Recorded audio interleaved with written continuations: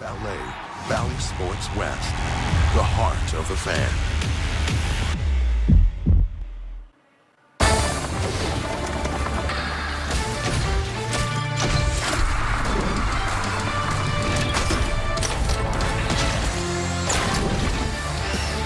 Welcome to Angels Live, presented by your Southern California Cadillac dealers right here on Valley Sports. Beautiful afternoon here in Southern California. And after losing Game 2 last night, Halos, they still go for the series win in the rubber match against the Oakland A's. Here's what's on tap over the next 30 minutes. Going to wrap up this homestand with a beautiful matinee at the Big Gay. Jansen Junk coming off his first career win. Goes for number 2 today. And we're going to recap Shohei's performance last night. And we have some good news for you. Mike Trout, how about this? Earlier today, working out on the field at the Big A. He's missed the last 14 games with that left rib cage inflammation. Good news. Hopefully we get Mike Trout back in the lineup very, very soon as we welcome you outside the Big A. Underneath the hats, Kent French alongside Halo Hall of Famers Tim Salmon, Garrett Anderson. You got to look for a silver lining. Mike Trout, Tim, back on the field again. I mean that, but the soft tissue thing that you're dealing with, I mean, that's something that can take some time to come back from. Well, for sure, especially a big guy like Mike and the way he swings the bat. I mean, that's totally a rotational type deal. I mean, you're dealing with the midsection there. It's great to see him getting his legs back in shape. You know, it's more than just getting the legs, so he's got to get his swing going too, and I'm curious to see what kind of swings he's taking underneath and how that's going to progress. Angels got to get their swings going. GA 1 for 10 runners in scoring position last night, 8 men left on base. I know back in the day you guys used the same bat to try to get things rolling. What happens next for the Halos? And also we talked about continuity. So many new faces in the lineup. You know, you're not hitting behind or in front of the same guy. I mean, how difficult can that be? It is difficult when it's inconsistency in the lineup. A lot of people don't put a lot of weight in that, but I was always very comfortable hitting behind Tim. Yep. I knew what he was going to do. I knew what kind of pitches he was going to take. I knew what I was going to see before I went up there. So for me, continuity, seeing the same lineup out there, I know it's a little difficult for Nevin right now to do that, and they're trying to look at some different things, and they have some injuries, but consistency definitely is the key. Yeah, Tim, and we saw one inning where they had 3 straight bunts. They had a hit and run. I mean, they're trying to mix things up. Well, they are, and, you know, I know it goes probably against the style of play nowadays, but, I mean, there's a few guys in this lineup. It'd be nice to see them at least attempting to bunt daily on a regular basis. I mean, just the stress it puts on a defense and the opposing pitcher. And, you know, again, like Garrett said, you know, when you have that continuity and you have guys in front of you behind, it flows, it works. And the stress that you put on a pitcher, just making them pitch to guys, you know, the healthy guys in that lineup consistently, it makes, you know, everybody's job a little bit easier. It always helped me to have Ursi and Eck making the guy throw 15 pitches before I faced him. And then by the time you got to GA, that's 20 or 5 or 6. So the guy's working on 20 pitches when Garrett did. So that's awesome. And that particular name talking about is Velasquez, Sierra, and then Fletch. And all those guys have wheels as well. You had second and third with 1 out. Unfortunately, they couldn't get that run home. The guy on the mound who suffered from that run production, who, by the way, he's only had 2 runs scored for him in the last 3 games, is one Shohei Ohtani. He came up 3 strikeouts shy of picking up 10 or more strikeouts in 7 straight games, trying to tie the great Nolan Ryan. And after the game, he talked about his performance and a right forearm cramp that prevented him from having an at-bat in the 7th inning. Shohei, Nevin said that you had a cramp in your forearm. Is it your pitching arm, and how's it feeling now? 前腕の方がつったって聞いたんですけど、どっちの腕でしょうか？右です。That's the throwing arm, right arm. And you plan to DH tomorrow? 明日も出る予定ですか？ DH。今のところそのつもりです。As of now, that's the plan. You had a career high 61 sliders thrown in this one tonight. Was that just the feel for the pitch felt the best for you tonight? 今日キャリアハイのスライダーの数61球投げてましたけど、スライダーの感じが良くてそんなに多くなったんでしょうか。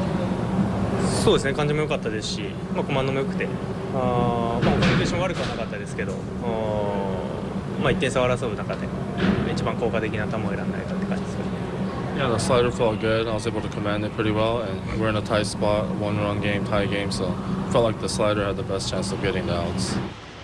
Erica, thank you very much. 61 sliders, as Erica mentioned, a career high in a game out of 99 pitches thrown. And GA, he started off he was rocking and rolling, retiring 9 of the first 10 with 5 punch-outs. That slider, it looked unhittable early on. It was unhittable, and he went to it and he stayed with it. And to his credit, like he said, he could control it last night. So it wasn't like he was wasting a lot of pitches. I just would have liked to see him, throw a few more fastballs to even make that slider even more effective. I got to laugh because, Garrett, what would we say from the bench when we see a guy throwing a fastball? Your arm's going to fall off. No wonder it was a little sore after last night. But, hey, this is a guy that this slider's just been dominant the last, 15 starts or whatever it is. I mean, it's part of his repertoire, and he always has 99 in the tank. I think the difference last night was that 99, when he threw it, he just didn't seem to have the same command that he's had in the past. And, again, maybe that's just from the lack of throwing it as much. 150 punch-outs now on the season in 152 batters thrown to. That's pretty darn impressive. By the way, he's 1 win shy still of being the first pitcher to have 10 or more wins and 10 or more home runs in a season. When Babe Ruth did it back in 1918, we'll have to wait to his next start. But Luis Rengifo, GA, continues to be the hottest hitter in this lineup. We saw him at third base. He's so versatile, but at the plate, since June 21st, he's raised his average 73 points. He had 2 hits, including the only RBI last night. And for the fans, that's extremely difficult to do. Yes. With that many at-bats under your belt. So he's definitely getting 2 hits a game. He's playing great defense, and the thing that he's doing that I really like as a hitter is he's staying in the middle of the field. Yeah, this is a great defensive play right here. You got the shift on. I mean, that's just a reaction play. That ball was on him really quick. That's just fantastic. And, Luis Rengifo, I guess in the past, maybe some of his defense hasn't always been spectacular or been up to par with what some guys like to see. But I tell you what, he makes some great plays. And, of course, that hit right there, that double, that was a clutch hit right there. 2 outs.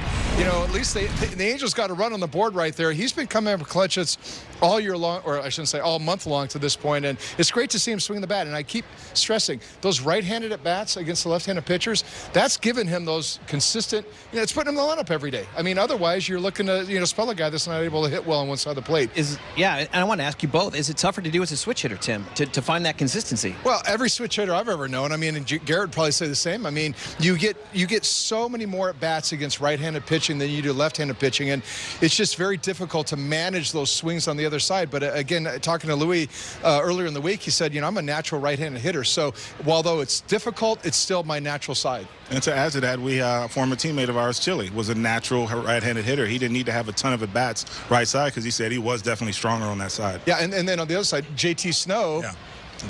He was lefty, and he actually gave up on the right side. Yeah. You see a lot of switch hitters give up on one side or the other. Absolutely. Jansen Junk on the hill for the Halos here this afternoon, coming off his first big league win. And we've talked about this over and over again, especially with the state of this team. You got Syndergaard gone in the trade. Lorenzen is still hurt. So you got Junk, the young kid coming up from AAA, getting himself an opportunity, Tim, and looking to take advantage. And, turn some heads now, but also for next year. Well, he has, and he had a great outing in Kansas City. I mean, he really pitched well through the boundaries, did a great job with that. Primarily a fastball slider guy to righties, occasional changeup and curve. But what he really did well was the way that he threw those pitches. He really worked the boundaries, but that top part of the zone right there had the fastball working on the upper half. And, just hitting the corners with the slider. So he did a great job. He's a young guy. You really don't know what to expect outing from outing, and whether that's intended to do that or, he just had it working that day. So it'll be interesting to see how he pitches today. What's the book on these guys, and how quickly do the hitters catch up with some of these young guys? Because then all of a sudden he's got to make some big-time adjustments. They make this right away. I mean, there's no waiting a couple weeks to run into guys. The data that's out there and the video that's out there, I don't think you can escape in this day and age of baseball whatsoever. Yeah, Junk sporting the rooster and the goose mustache. I mean, that's got to be something that's working for him right now. You know what? He's hoping not to give up any home runs this afternoon, but we're going to talk about home run blasts. Why shouldn't we now? Because this is how you play. You got to scan the QR code or visit BallySports.com/win. Compete for $20K monthly or full season prizes. You pick 3 batters. You score 1 or more points for every home run that your selected batters hits. The more points you score, of course, the more points you win. Who did we pick? I'm going with Mickey Moniak. Yeah, his second career start with the Halos. He is due. I like these from Carlsbad, local kid. Plus, it goes with the show, fellas. We're going to hear from him a little bit later on. GA, You're going with Ward. Tim, who do you got? Well, Tim, you're with Ohtani again. You know what? I mean, it's just mail it in. I'm Ohtani every day. No. Especially after his start. I mean, his numbers are ridiculous. Well, by the way, he is in the lineup, GA, so that is good news as well. Okay, we're going to take our first time out here on the program, but don't go far because, as I mentioned, we're going to hear from Mickey Moniak. He talks with Erica Weston. The trade deadline shakes up the AL playoff race, and first pitch, don't forget, it's at 1:07 p.m. The game is changing, and so are the shows that talk about it. MLB Network's Off Base. What's going on, everyone? A modern baseball show for the modern baseball fan. It doesn't get much better than sitting around and talking baseball. Only on MLB Network.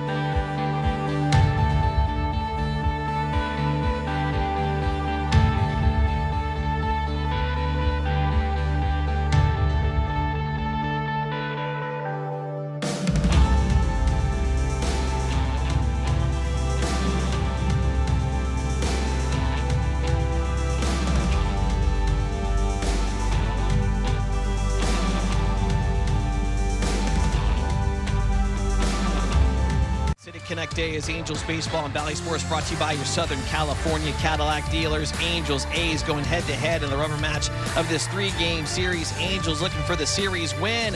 Who's on the field to back up Junk in Phil Nevin's lineup? Shohei, yes, he's back. Right forearm cramp or not, you knew he was going to be back in this lineup. Jose Rojas getting the start at third base. Kurt Suzuki, day game after night game. He's in there for Stassi. And Mickey Moniak, second career start for the Halos, a big piece in that Syndergaard trade earlier today. He spoke with Erica Weston about coming home. All right, Frenchie, thanks very much. Mickey, congratulations on making your debut. It's always nice to kind of just get thrown right in there and get the first one out of the way. So how do you feel the day after getting your first game with the Angels under the belt? I feel good. You know, I think, it's cool to get out there, get my feet wet in, Anaheim. Felt good, felt relaxed. I felt, at home. So I think, it's just awesome to be here. I'm still kind of pinching myself a little bit being in Southern California, during the season. And, I'm just really excited to be here and to continue to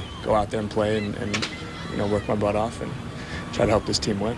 You mentioned being at home. You're quite literally at home. You grew up not too far from Angels Stadium. So what were your team's players that you were watching when you were a young guy watching baseball that inspired you to be the pro player you are now? Yeah, I mean, when I was growing up, I was, from San Diego. So dad, big Padres fans, and, grew up watching Tony Gwynn for a little bit and guys like Brian Giles and guys like that. I think Adrian Gonzalez, to name a few. So, I think just being close to home and obviously, watching Trout in high school, I think that, that was the one player I think I would say I looked up to the most going through high school and getting drafted. So now to be his teammate is awesome. I think it's, one of those cool things that I'll be able to tell my kids about, and I'm just going to try to learn as much as I can from him and try to pick his brain, as much as possible and just, enjoy all of it. You mentioned yesterday that you had similar resources playing with a guy like Bryce Harper, perennial MVP candidate. Now you're here with Trout and Ohtani and being able to pick their brains. But in a trade, you often get the opportunity for a fresh start. And now you're back at home. How are you looking at this new opportunity? Yeah, like you said, I look at it as a fresh start. I think, just how I felt yesterday, playing, I felt like was a testament to the situation I'm in. I just felt relaxed. I felt like I could go out there and be myself and everything that I've been told over the last couple days from, the front office and the staff here is really exciting for me as far as being able to go out there and play and kind of, figure out, this level. And I think that, over the last few years, it's been tough for me. I haven't really gotten that opportunity to kind of go out there and learn and get better at this level, get comfortable. And I think that's the biggest thing for me as far as, becoming the player that I want to be is to find that comfortability level. And from what I've heard the last couple days is, I feel like I'm going to get that chance, and I just honestly couldn't be more excited to be here. We're excited to have Mickey as well as we take a time out here on Angels Live, coming at you from the Big Gay. That when we do come back, a lot of moves made before and at the trade deadline in the American League. Who's poised for a run? We'll talk about it next. When it's about to go down, this is the story of the night. MLB Tonight takes you there. How about that? Big moments, big reactions, and big interviews.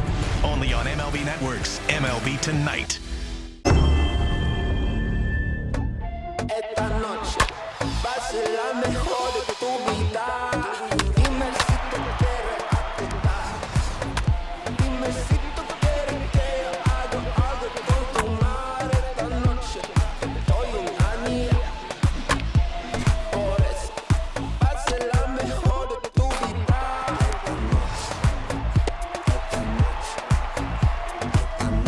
Rated E for everyone.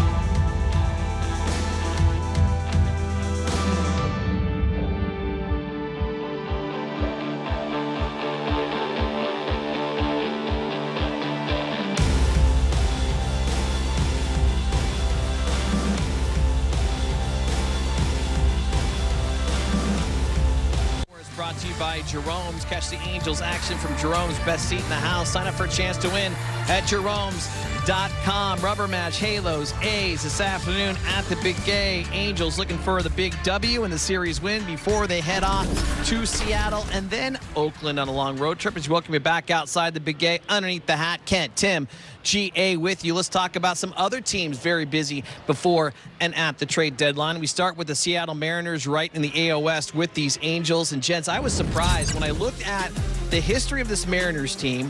Longest drought getting the postseason leagues at 20 years, and the only team that's never been to the World Series. Tim, they pushed a lot of chips in when they went after Luis Castillo, the best starting pitcher available. Well, yeah, they went all in right here. I mean, this is Jerry DiPoto's last stand. I don't want to call it last stand necessarily, but it might be. I mean, he's made a lot of moves, but this one right here, he brought in a haul for Luis Castillo. This is a pitcher that is a difference maker. You talk about postseason, you talk about trade deadlines, making those trades.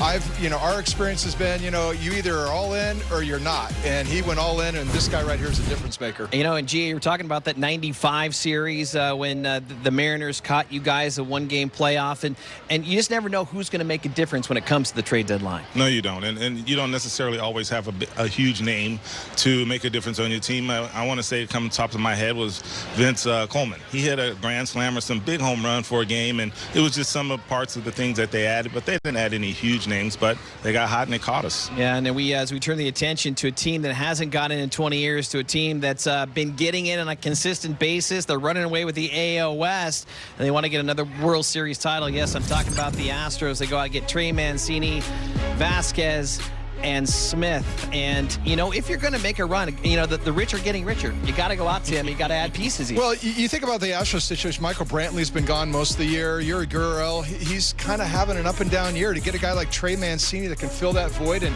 give you those at-bats, he was a big pickup. Christian Vasquez. I mean, Martin Maldonado is the glue of that staff, but he doesn't hit. To have a guy like Christian Vasquez, we've all seen in Boston. This guy's a player. I mean, he can swing the bat. I think that's a huge pickup for him as well. And of course, Will Smith, World Series pitch. He was a closer last year. Amazing job for the Braves last year. Having a little bit of a struggle this year. He was expendable.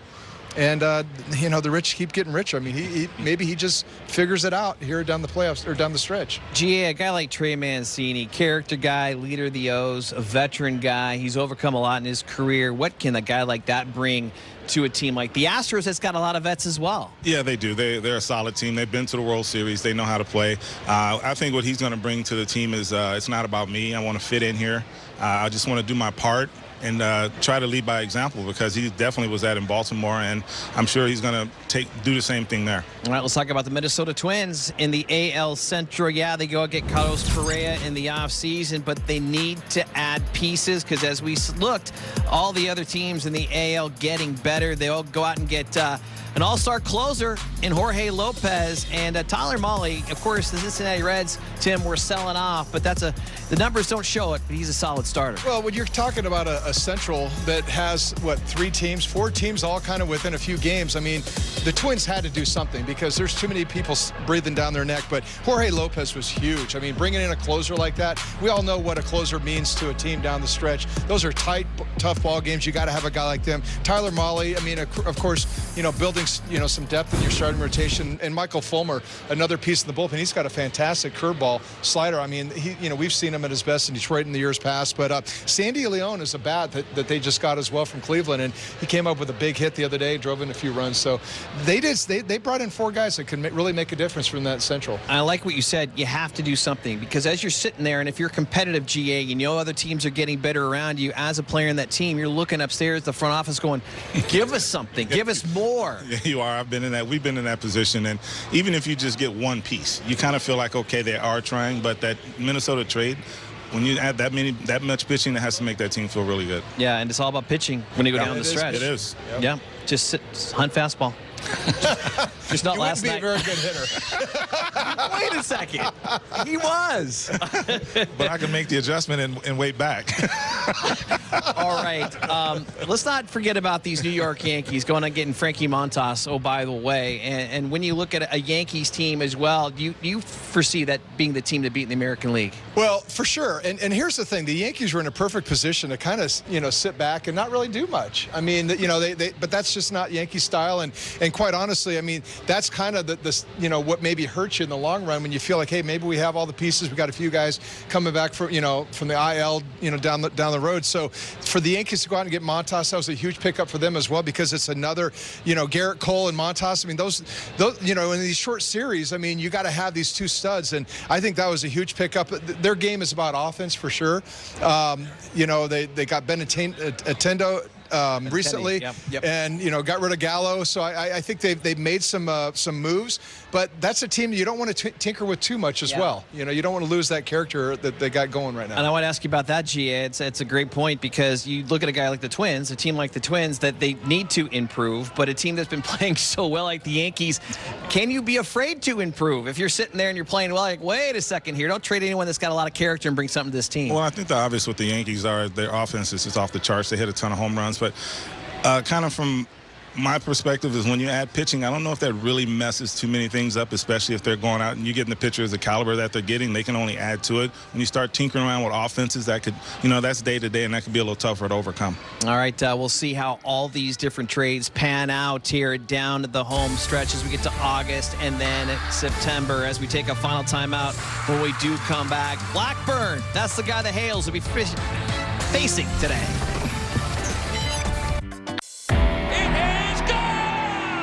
Every time he steps up to the plate, goes into his windup, or runs one down.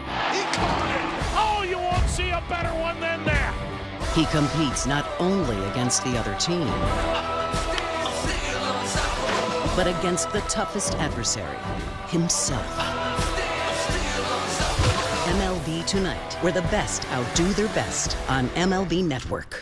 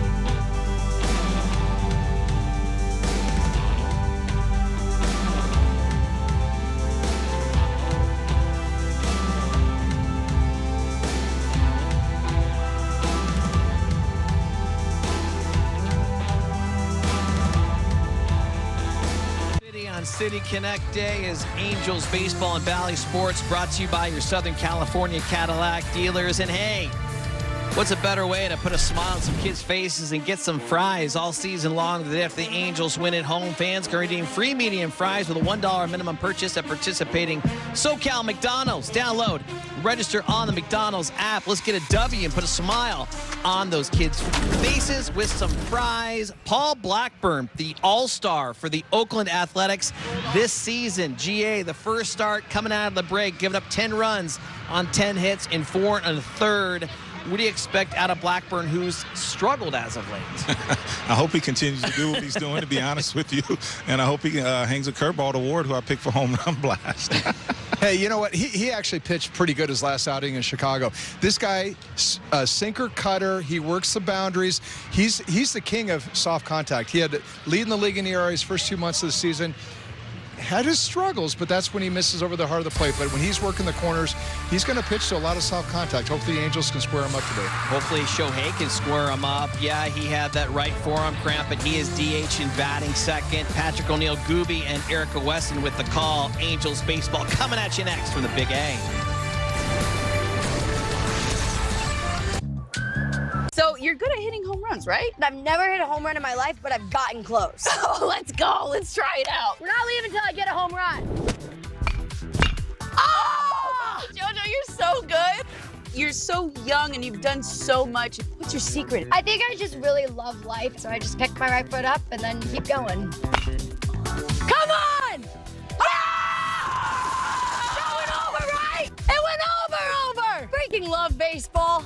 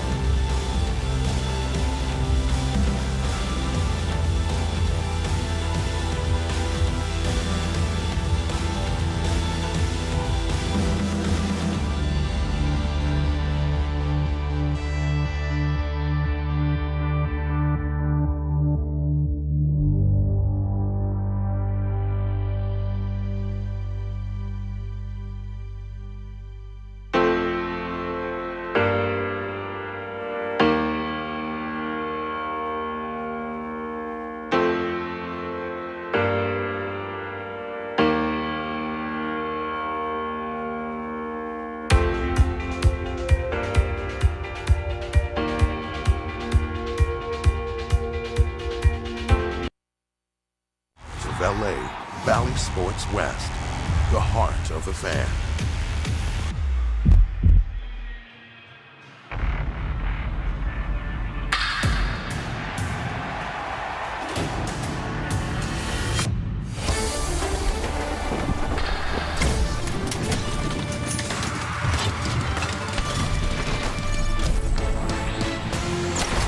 No place we'd rather be than right here at the Big A. Absolutely gorgeous day for Angels baseball as a chance for the Halos to win the series versus the Oakland Athletics before they hit the road 4-7. Welcome inside the broadcast booth, everybody, with two-time All-Star Mark Kubica. I'm Patrick O'Neill. First off, good news. Shohei Ohtani in the lineup, batting second, forearm strain, mild, 100% ready to go. It's great to see him in there when he's 284 hitter, 12 home runs in this ballpark, and slugging .542 here at the Big A. DH and hit number 2 in the lineup, especially Taylor Ward leading off. Maybe some earlier runs for Jansen Junk in the first inning, bottom of the first. Be honest, though, after he got pitch hit for last night, there was a question whether he'd be in here today. Yeah, but Shohei said after the game, I'm playing, and of course we were wondering, and he's in the lineup as usual. He wants to go out there and perform at the highest level every day. He wants to win more than anybody. Can he help Jansen Junk on the hill? Coming off his first career win at Kansas City, what do you expect today? The ball exceptionally well. His four-seam fastball upstairs was really good. His slider was really good. Threw a lot of strikes. His pace,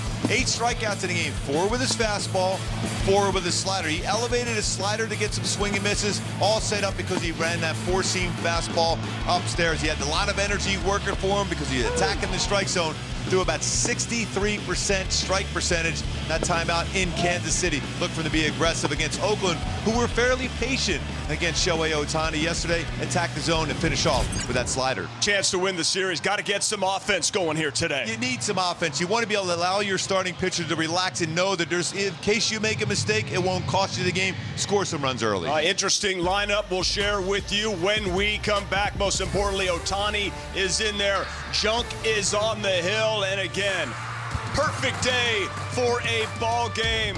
Angel fans and the crew getting you set. We'll be right back with First Pitch after this.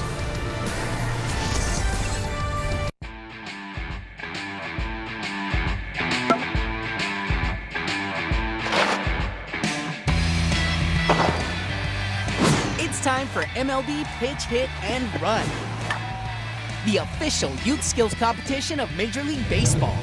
Sign up for free for a chance to play your way to the 2022 Pitch Hit and Run National Finals. Visit pitchhitrun.com today.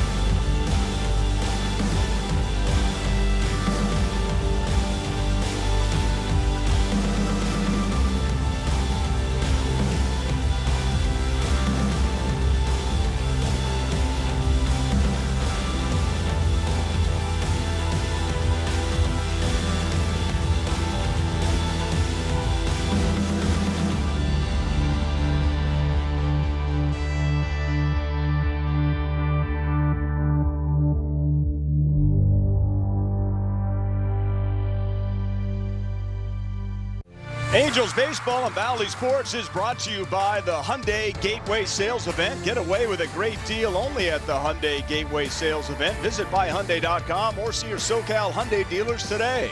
And by the OC Healthcare Agency. Build your healthiest self at angels.ocnavigator.org. And welcome everybody here at the Big A. Shohei Ohtani, all smiles and in the lineup here today. Last night, pitched 5 2/3, left the ball game with some forearm cramping, all good to go, and that is a great sign for everybody. Hey, you think at some point Michael Lorenz is going to get him out there surfing? Yeah, I do. I think that's going to be the case. Michael Lorenz is such a great teammate. Love to see that one at some point. Well, they took him to Balboa Island. They were on their e-bikes. He said junior lifeguards were chasing him down, pretending that they weren't chasing Shohei Ohtani, but Lorenzo was like, yeah, sure you weren't. And Phil Nevin just keeps referring to him as Superman, and alongside Mark Ubaza, Patrick O'Neill, Erica Weston, and he is in a way. And you know, he gave up a 2-run home run on a slider and had a little strain in his forearm, and we're all surprised because we expect so much. Yeah, he still only gave up 2 runs in 5 2/3, so he gave his team a chance to win. That's what he tries to do on the mound, at the plate, and on the bases. And it's amazing to watch him do this every day, and knowing how difficult it is to even to move around after you pitch and compete like he does on the mound. But he's ready to go and trying to get the team a W today, swinging the bat. Ohtani is expected to pitch against Oakland next time on Tuesday. And the probables for the weekend series in Seattle, Sandoval and Touki Toussaint will make his Angels debut as a starter in game 1 of the doubleheader in Seattle. Then Reed Detmers, and then it's going to be Tucker Davidson making his Angels debut on Sunday. We had a great conversation with Tucker, great young man. Yeah, love his energy and his positive thought process right now. I mean, he's a world champ. He's part of a team that won a world championship with Atlanta, and you know his stuff is excellent, so it's going to be fun to watch him competing. So here is who Jansen Junk is going to face here this afternoon. A little minor delay, but Tony Kemp is leading off. Ramon Laureano in center. Sean Murphy DHing, hit that big 2-run home run off Shohei last night. Then Seth Brown, Stephen Piscotty. Stephen Vogt back with the A's. He was a two-time All-Star with Oakland earlier in his career. Jonah Bride. Vimael Machine at third, and Nick Allen gets the start at shortstop. Mark Kotze's Oakland A's chance to win a series here at home, Gooby, for the first time since a series against the Chicago White Sox in late June. Yeah, you just got to start getting some positive energy. You got a tough series coming up in Seattle, obviously 4 games in 3 days, and then taking on this Oakland A's team again, who always battle the Angels, and it's always a tough, close game. So Jansen Junk coming off his first career win, and that was really cool to ride home in the plane with a guy that just picked up his first big league victory. He was beside himself. What do you expect here for Junk? He knows exactly what it's going to take to be able to be victorious again today. He's got to go out and attack the strike zone. My go-tos for Jansen Junk to have another good game after that solid one in Kansas City is you got to be able to run that slider north and south. 4 strikeouts with his slider last game out there, but that's an important pitch for him. We talk a lot about how that slider goes up and down in the strike zone and different breaks to it, but continue that north-south break on a slider and confidence in his fastball. That's the most confident I've seen him. Remember last year pitching, didn't throw his fastball with that kind of confidence like we saw last time out. It's a 182 batting average with 4 strikeouts with a 21.7% whiff percentage versus his heater this year. Well, because of that start at KC, he earned himself another turn in the rotation. Defense behind Junk here this afternoon. Joe Adele, Mickey Moniak, Taylor Ward. And infield left to right, Jose Rojas gets the nod at third. Andrew Velasquez, Luis Rengifo up the middle, and Jared Walsh at first. And Kurt Suzuki is catching Jansen Junk this afternoon. And Luis, you got Jose Rojas playing third base. You got Luis Rengifo over at second base today, but Rojas is 9th different Angel to start at third base this season. 11 starts last year, was pretty solid. Turned a couple double plays, a couple really solid plays defensively at third base. Ideally, you want one, and that would be Anthony Rendon, but since being injured, a number of different players for the Angels playing the hot corner. And Jose Rojas, because of his hot bat at Salt Lake, 19-game hitting streak, is hitting cleanup this afternoon. So we're ready for some baseball. How about you? I'm way ready, and so is Andrew Velasquez. He started over shortstop. You know, I'm going to go play some right field right now. Running over there, get loosened up. We've had 2 3-1 ball games in this 3-game series so far. Angels took the first one 3-1, and A's returned the favor last night. Junk misses with his first pitch. Here on a Thursday afternoon. Great to have you with us. Ground ball, let's see. Rojas to his left from his knees, makes the play. Oh, what a start. See, you get highlighted on defense, you have to make a play like that. What a play, showing some range, getting that grass stains on his uni. Usually you think of infielders with that dirt, but grass stains, dives. Nice scoop over there first. But your Walsh. Hey, Walshy may be struggling a little bit offensively. He's been outstanding with the glove at first base, and nice range by Rojas. Nice pick for sure. Got a lot on the throw. Be honest, I had that ticketed for left field. That's a great play. And because of it, we got to tighten up the belt just a little bit. Perhaps a new one. He's up breaking the belt on the dive. That'll take that buckle off when you hit that grass. The city connected with the infield grass. Well, you know, they say you'll see something new every day. For me, I think that's the first broken belt buckle I've encountered at the big league level. Here's Ramon Laureano with one out. Junk gets ahead 0-1. As our good buddy Ralph Lawler would say, buckle your seatbelts. Another icon as far as sportscasters in LA. No doubt, and I'm glad you mentioned the great Ralph Lawler.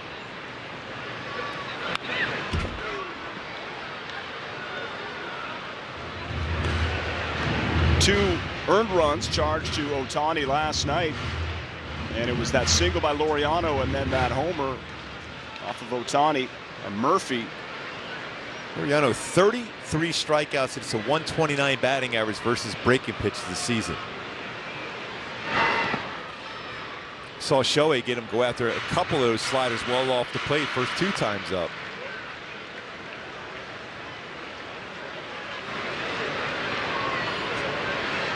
As you see, new baseballs being brought out to the big man behind the plate, home plate umpire Ted Barrett. I got a chance to see the humidor here at the Big A for the first time today. That's oh, nasty. Yes, that's in there. Got him. 2 down. Slider, that's the slider down after a slider up. And another strikeout versus a breaking ball for Ramon Laureano. 34 of them on the season. Just slugging 200 versus breaking pitches. That is a perfect spot. I don't think you can place a breaking ball any better than that. It's right on the outside corner at the knees. Can I refer to that as Route 66, that slider? For number 66, yes. Here's Sean Murphy. Starts him off with a slider for a strike.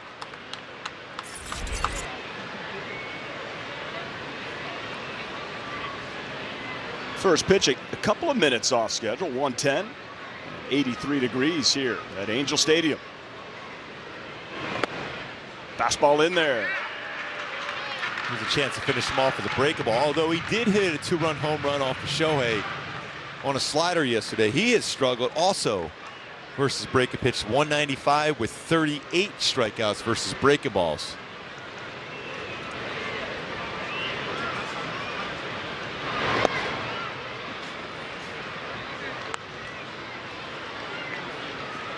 Four-seam fastball, called a ball, 1-2.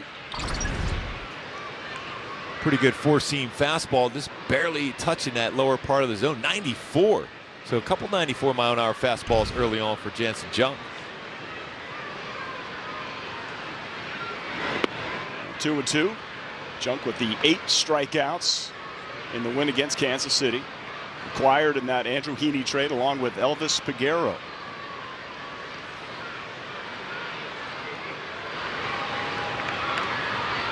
Halos sporting the City Connect uniforms once again. 6 and 7 overall in the uniforms.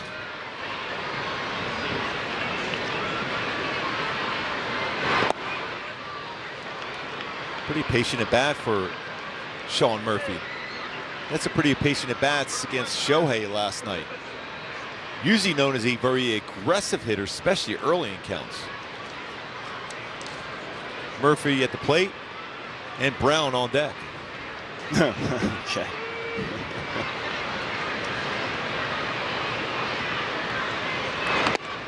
In there, back-to-back Ks looking for Jansen Junk. No score, home half coming up.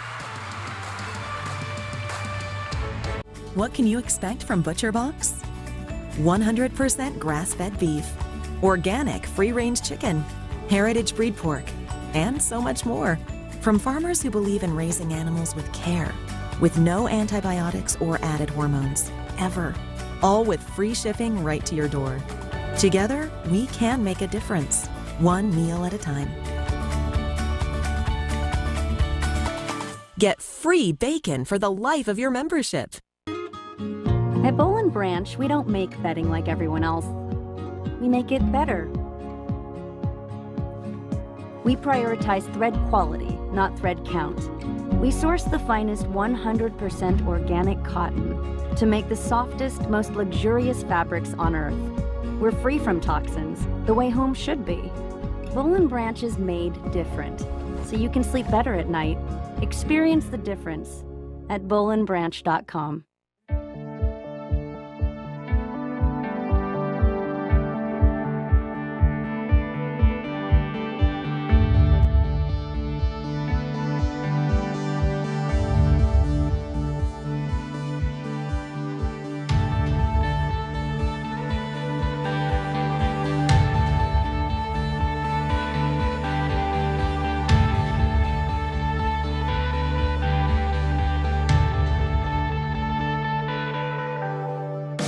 By Shohei Ohtani. Great to have him in the lineup here today. Then Luis Rengifo and Jose Rojas is hitting cleanup, followed by Joe Adele. So Jared Walsh bumped down just a little bit. Phil Nevin had his reasons why, hoping to just get Walsh going here, right? Kurt Suzuki catching, Mickey Moniak in center, and Andrew Velasquez hitting ninth, playing shortstop. Paul Blackburn, 6-6, 4.15 ERA, but his numbers on the road, Gooby, outstanding. Yeah, it's got an ERA 1.74, 5-1 on the road. My go-tos for the Angels have success against the All-Star. Blackburn is drive the cutter in the air. 366 batting average with a couple home runs. This cutter, when it's elevated, hit it in the air and avoid those breaking ball counts between his slider and curveball. 155 batting average with 38 strikeouts. Two very, very effective pitches, especially his curveball. Well, here's a guy the Halos would also like to get going. Taylor Ward leading off, takes a strike from Blackburn.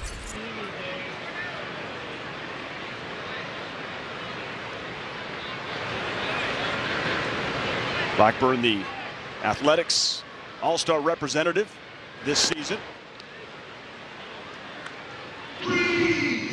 He's not going to overpower you with velocity. He has good sink action on his fastball. He's 90 to 95, about 46%. He'll throw his cutter, though, at 19, curveball 18.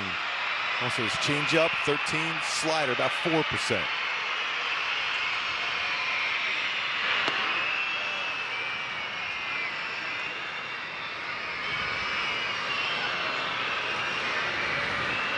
A lot of kids at the ballpark here today.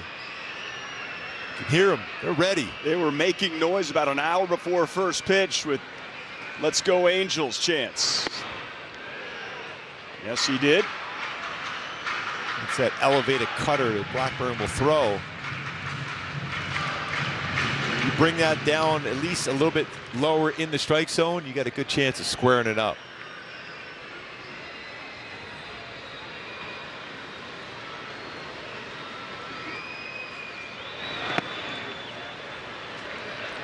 Erica Weston will be joining us in the second, give us an update on Mike Trout, who was working out earlier.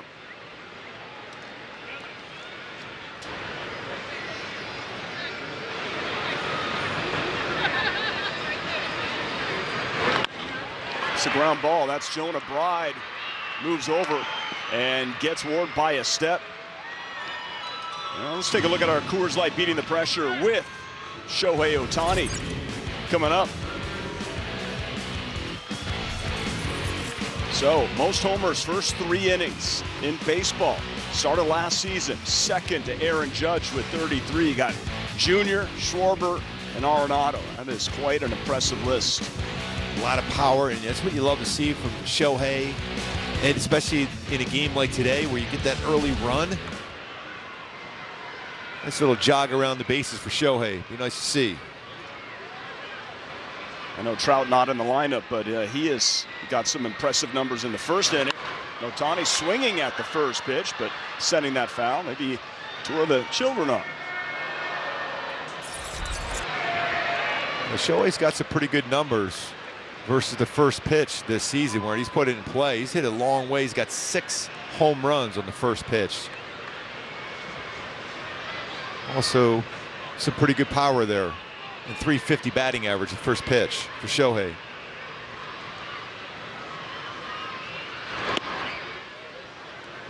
Looked like that was a strike, but not called by the Big Ted Barrett behind home plate, who we always have to point out once sparred with Mike Tyson. So whatever you call as balls or strikes, you're pretty comfortable saying you were right. You were correct, sir.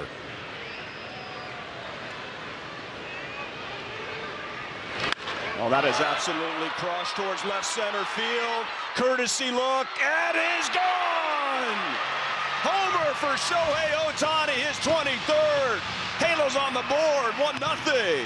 13th home run of the season in this ballpark for Shohei. Slugging over 540. That's why he's in the lineup. 106 miles per hour exit velocity for home run number 23. Unbelievable. Segoy. Shohei.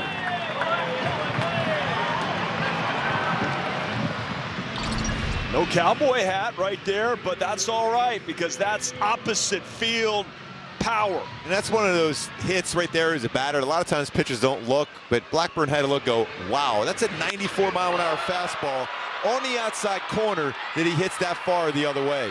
That's over the 390 sign. Iterashai baseball. Here's Luis Rengifo, first pitch. And we've got some numbers we'll show you as the game goes on about Rengifo pulling the first pitch, but that is impressive. I just love that reaction. I mean, every time you come to the ballpark just to see something that Shohei might do magically, and the kids loving it here. They were chanting, "Let's go Halos." Shohei gets him on the board. Oh, by the way, that's why he's playing today. Exactly right. Pinch hit 4 last night, and he's in here. Rengifo continues his hot tear, drives that one off the wall. Oh, man, in there, double. Efi is on fire right now.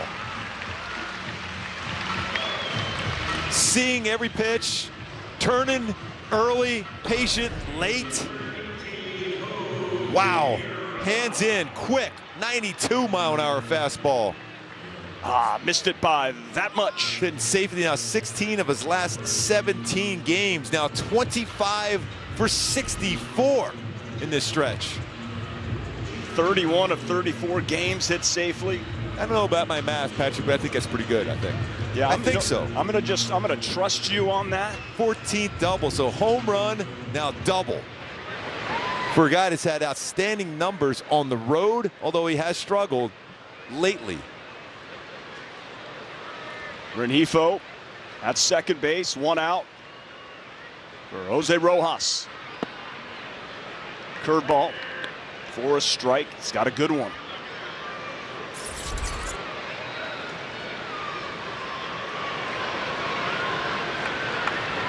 Anaheim native, tremendous confidence. 3rd stint up with the big club. Need offense. He can help. That is for sure.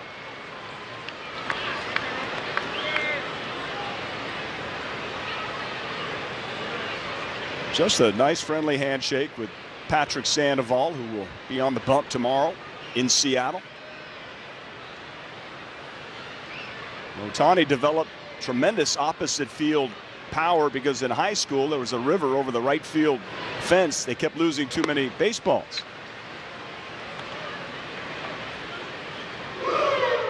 So in order to keep playing, you got to hit him the other way. Always the gentleman. Thinking of others. What a superstar.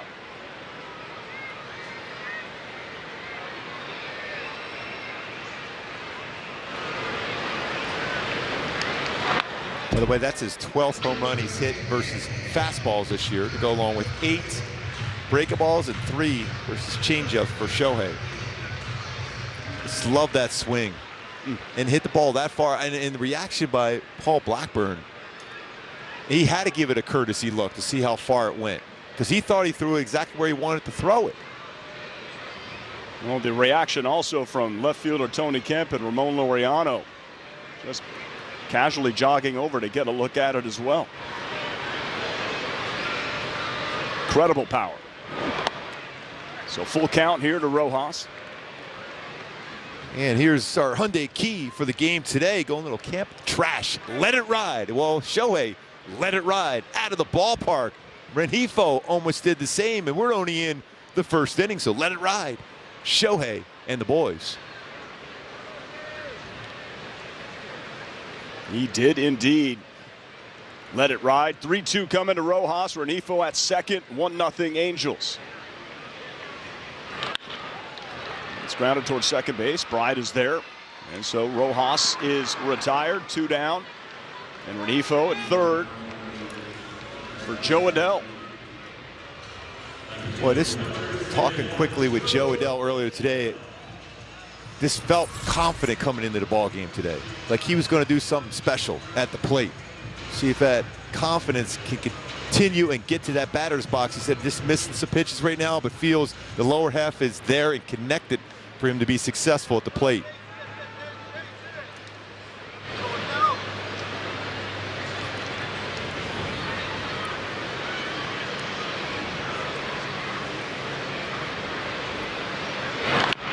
Grounded right back to Blackburn.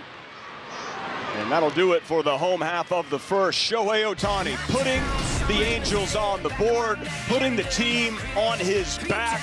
23rd homer, 63rd run driven in. That was special. Retired MLB pitcher CC Sabathia is old school. His son Karsten Sabathia is new school. Karsten uses Win Reality for his hitter training, a state-of-the-art tool that utilizes VR to improve timing, pitch recognition, and confidence. A new school approach to more hits. Hitters love it. I love it. Pitchers, however. Man, I'm glad I'm retired. Train new school. Hit old school. Be ready for real. Win Reality.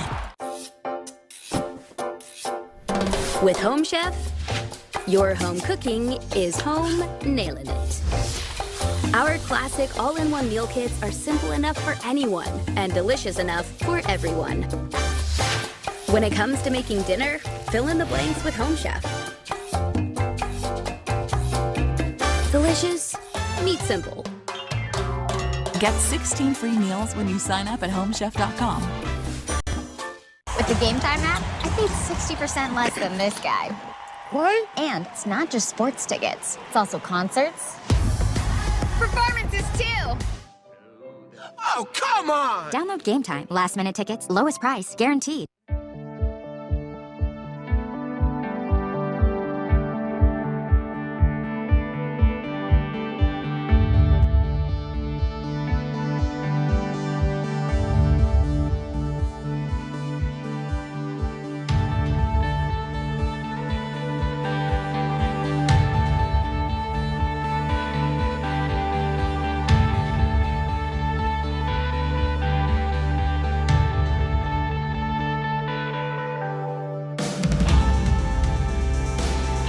Ohtani's big home run opposite field, leading the A's, trying to win this series here in front of the home faithful.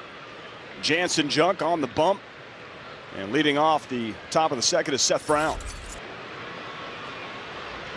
2 strikeouts in the first for Junk, both looking.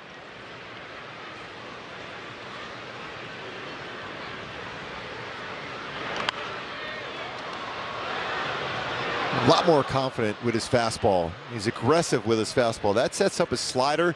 Still has a good curveball. I didn't throw as many curveballs last time out because his slider was really good. But he will throw his curveball at 12-6 break.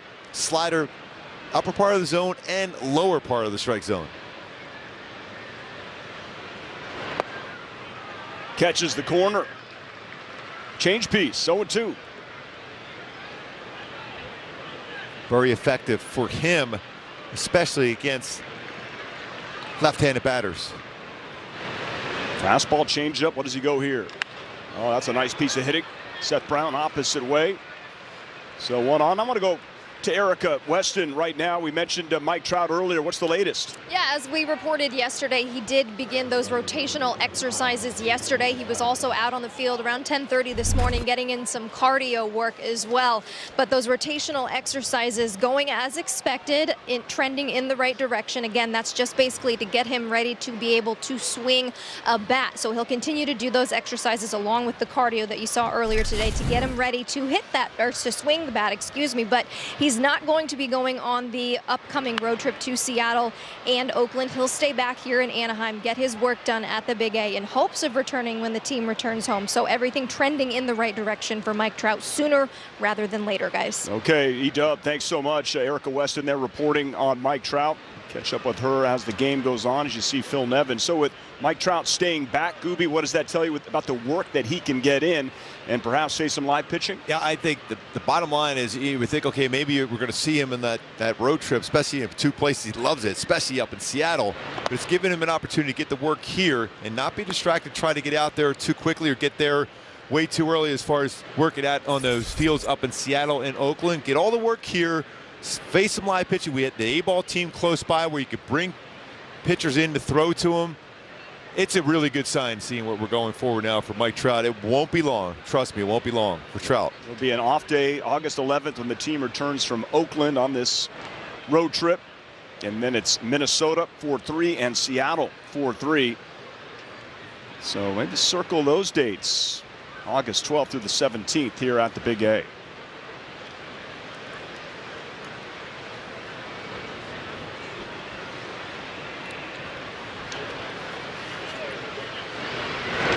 Well, Piscotty, this could be 2. Rengifo flips over to Velasquez and an easy turn, 2 down. Well, that was fun to watch that one. Just a nice little flip from Rengifo over to Andrew Velasquez. A lot of time to turn that double play. Jansen Junk, we talked about the strikeouts last time, but he got his fair share of ground balls also. It's a perfect feed. Good turn. Little flip with momentum. He'll be able to kick the bag, avoid the runner, and plenty of time. 4-6-3. Double play. When these infielders have time to make that turn, it is fun to watch. That is smooth as silk by those two. Still wish fans could get in there and watch that work when they were working even earlier today. When they work on the ground balls and turn the double plays, just the footwork and the feeds and the momentum you throw to. Whether sometimes it's a flip, sometimes you drop to that back knee and make a good quick throw to second. It's fun to watch those guys work. Stephen Vogt, 37.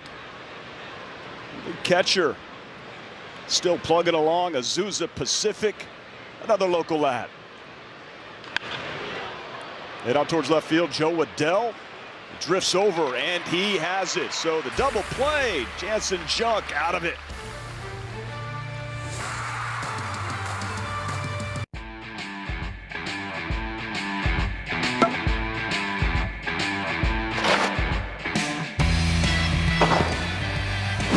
Time for MLB Pitch Hit and Run, the official youth skills competition of Major League Baseball.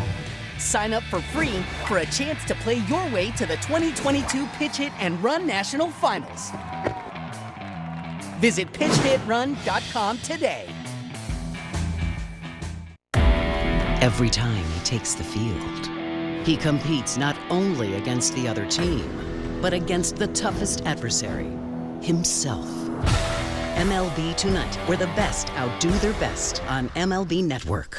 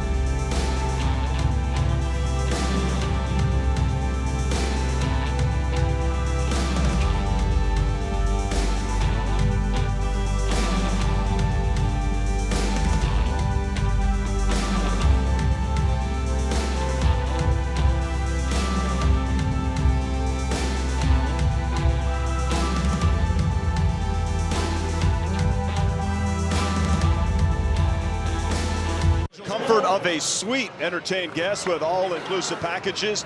Call 888-796-HALO or visit angels.com/suites.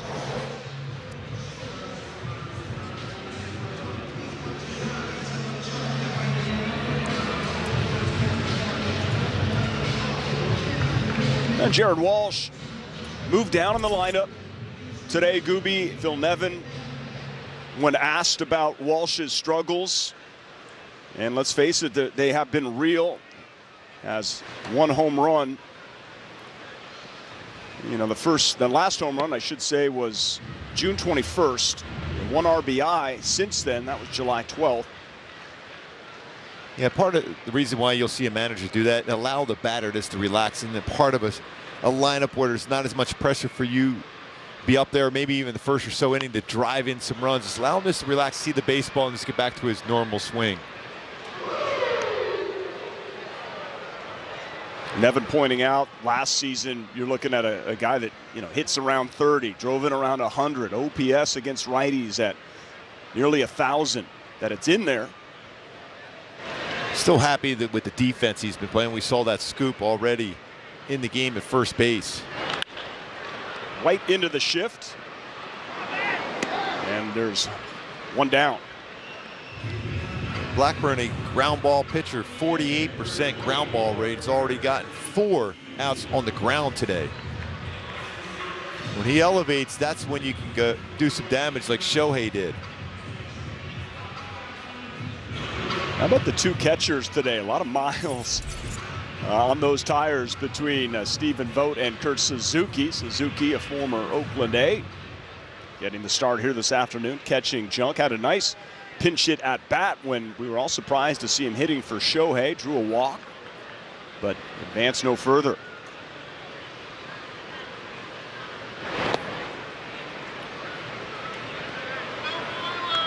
When you think about success against Blackburn this season, when you jump on the cutter and changeup, success highest as far as batting average versus his cutter. Changeup second highest, but boy, when you fall behind and have to deal with his curveball, it's a completely different story. He is nasty with his curve.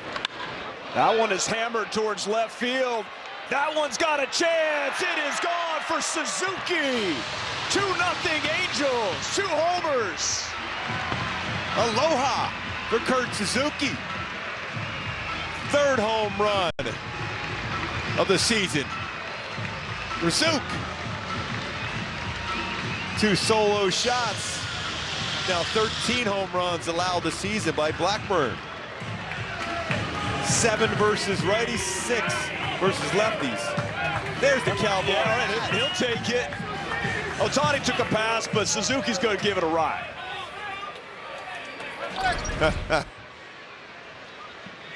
It's a pitch upstairs, jumps on it. Off speed. All right, so here is Mickey Moniak. There's that cutter. Success for batters against his cutter. Zook.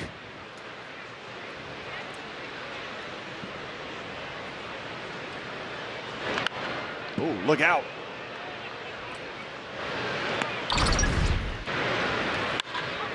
Great sound off the bat.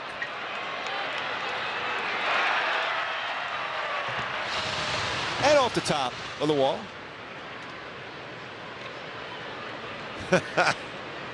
Love to see that for Kurt Suzuki. Ball scraper counts the same. 0-2 to Moniak. Actually, I got that about 470. Do you? Okay. Yeah, 470. That's how we'll tell the story.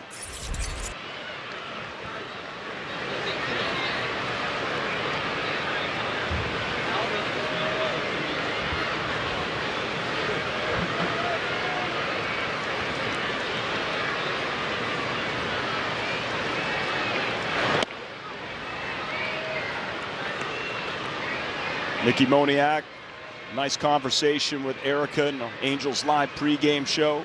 Back home from the San Diego area.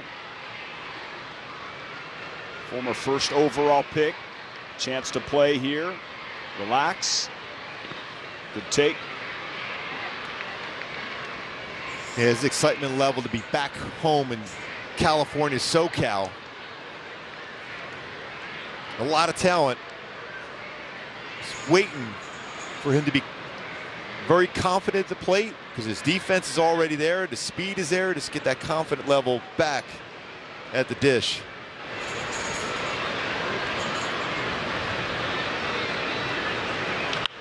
Out towards right field. Playable, though, for Piscotty. And 2 down here in the second. Oh, I just missed that one. See that deep breath by Blackburn? He felt he just got away with that one. Moniak has 1 career home run last season with Philadelphia. We'll have to wait for his next turnaround to give it another try. Here's Andrew Velasquez.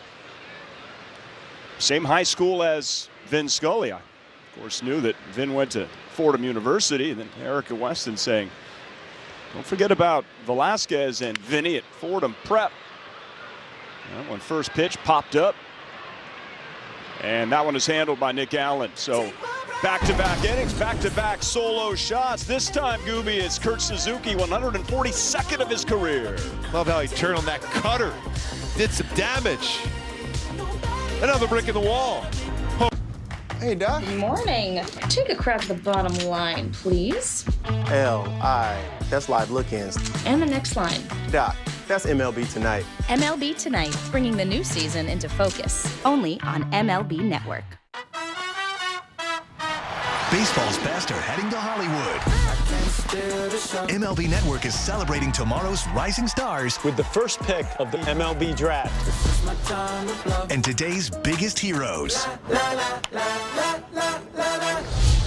It's just fun to be part of these festivities and just be out here, you know? It's just a lot of fun. The dream come true kind of thing. Let's go, let's go, let's go! Coverage begins Sunday on MLB Network. I can't steal the show.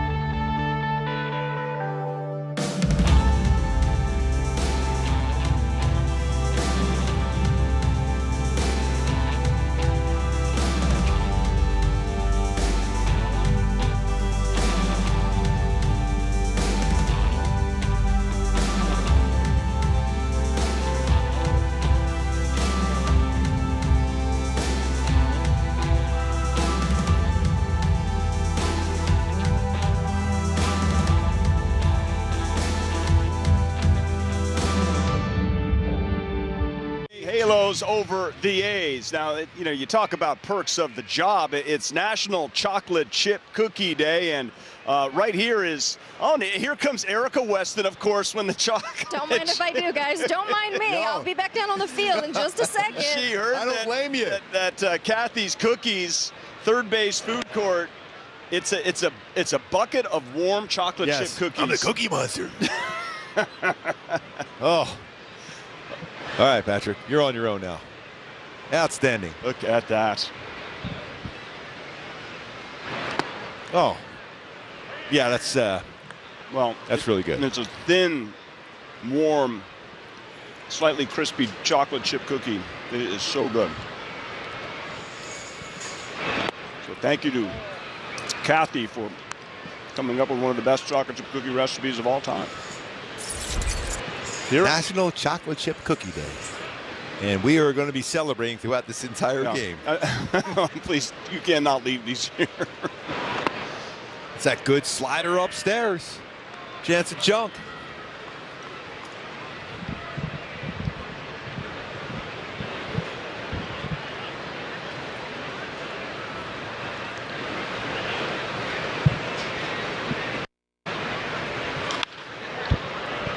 And that's going to get down for a base hit from Jonah Bride. So another hit for the A's. And going back to his slider last time out, take a look at our StatCast 3D powered by Google Cloud. 5 outs with the elevated slider, including 3 strikeouts upstairs above the strike zone and then the upper part and then 1 off the plate. But very, very effective upstairs. We're seeing a couple of them already in the game for Jansen Junk. Hitters are tracking slider, anticipating that going down. He has that more horizontal break like Shohei Ohtani, gets swing and misses or usually pop-ups or soft contact if contact is made. Here's Vimael Machine. That's such a good look on our StatCast 3D powered by Google Cloud, where those pitches are spotted above the strike zone. Usually you don't see that with sliders thrown. You always take a sliders down, maybe chases out of the strike zone. But effective one for Jansen Junk.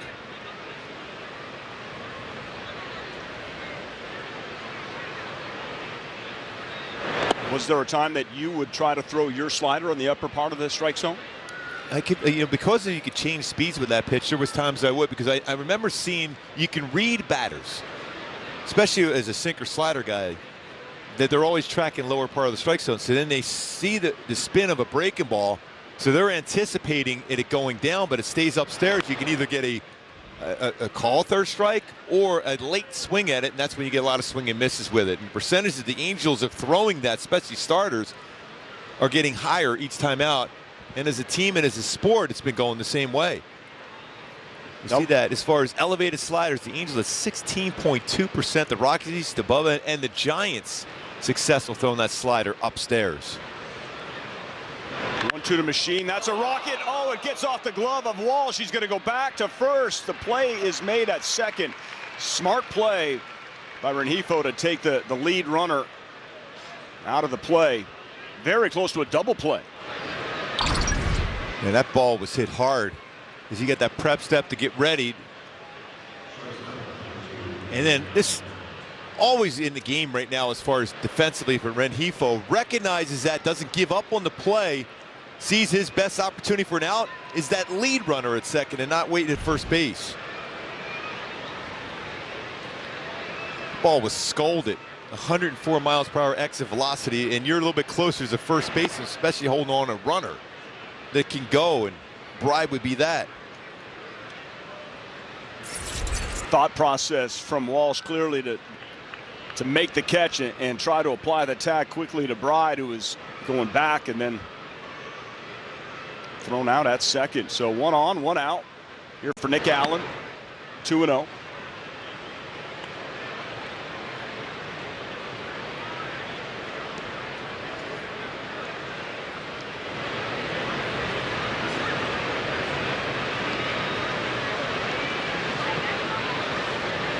Since the start of last season, when the A's and Angels have squared off low-scoring matchups. Only 4 runs in each of the first 2 games, so averaging combined about 6.6 runs roughly since the beginning of last season. Junk behind, Allen 3-0, that one's in there. Tried to go right back with another fastball, see if you can get another ground ball. You already had 1 double play turn behind you. Make sure you get Nick Allen to put the ball in play here.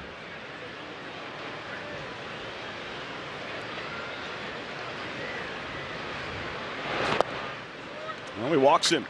Walking the number 9 hitter. So you have first and second. One out here, top of the third, 2-0 Angels. Will give you a quick word from Hyundai. It's your journey. Own it in the Hyundai Santa Fe.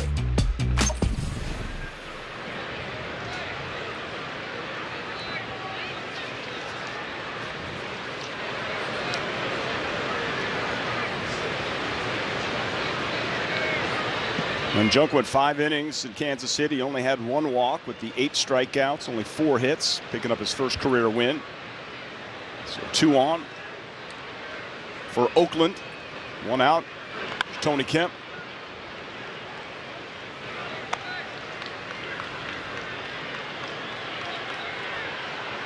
Rojas made an outstanding play on him to start the game. The only fielder, and the same thing now, the only fielder on that left side of the infield. But you got to stay close enough to base, especially with the base runner there, in case he tries to steal. That's the stuff that's difficult when you have shifts on, when you're the lone defender on the left side of the infield as a third baseman. If he's going, you got to run back to the base, catch the baseball, and still apply a tag. He's out early working on his footwork at third. His hands, they have the little drill where they're on the knees throwing baseballs and hitting them on the ground. They use their hands. It came in handy. He was on his knees when he made that play to start the game in a strong throw to first. You know, the third base position, it's kind of up for grabs, let's face it. And if Rojas can make some plays like he did to start this game and swing the bat, we'll get some looks. Catches the corner. 2-2. Good spot.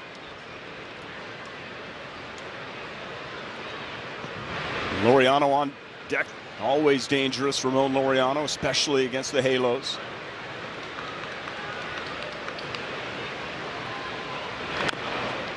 Yeah, you would figure Tony Kemp was going to be in swing mode after the pitch before was maybe about a half a baseball off the corner called a strike. So as a hitter, you know you have to be in protect mode just because it could be called a strike again, even if it's not necessarily in the zone you're looking for.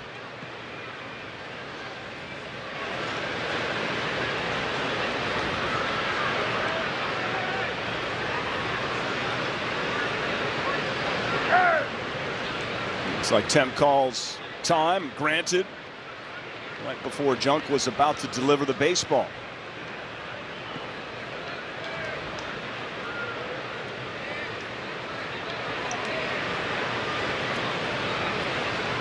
'26-year-old Jansen Junk from the Seattle area to Seattle University. This is curveball. He hasn't thrown a ton of them. Feel like he's going to throw a fastball away, and if you're Jose Rojas, be ready. Same thing with Joe Adele.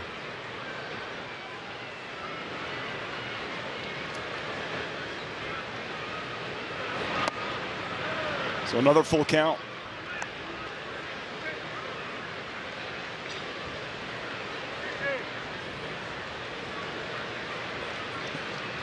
Despite the 1-loss record for Oakland, last 25 games, that's a pretty good stretch, right? Sample size 14-11. Playing better baseball. Katse has him fighting, and Kemp might have a visit now from Matt Weiss. You're going to have it for Kurt Suzuki now. Kemp battles for that walk. Bases are now loaded with only 1 out. Back-to-back walks.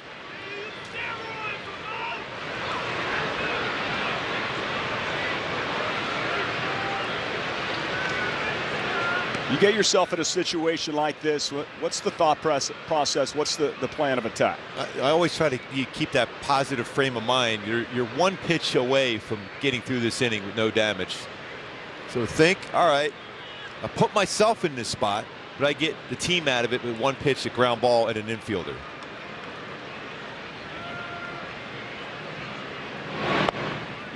Interesting to see Touki Toussaint getting up and possibly going to start warming up because he was penciled potentially to start game 1 of the doubleheader on Saturday.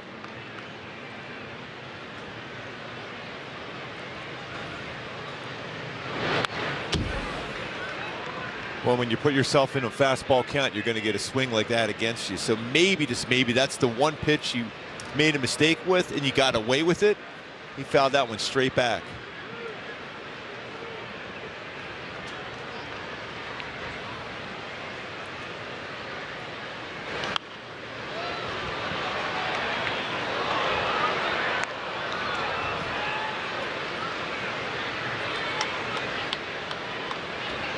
Jansen Junk trying to work out of a bases loaded jam. Inning started with a single from Jonah Bride. He was forced out, the fielder's choice, and then back-to-back walks.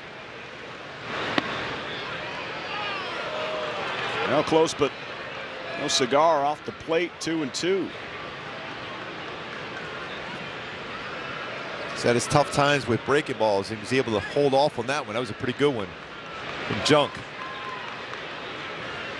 Got options here. 2-2. 3-2, not as much. Certainly could use a punch out here. Fouled right back.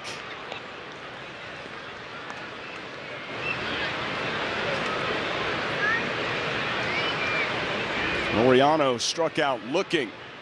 Now you wonder, Patrick, if he would try that slider upstairs. We just showed that how successful that could be. He swung at a fastball that was above the zone. Does he try that slider upstairs? Let's take a look. I was going to say, I think he's hacking after striking out looking first time up.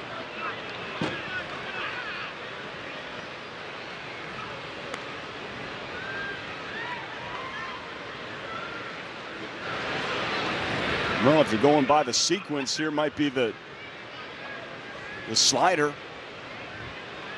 after a couple of fastballs.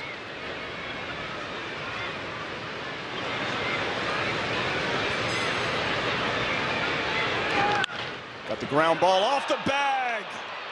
That's going to score a couple of runs. And just like that, after the double, a break for Oakland by Laureano. 2-2.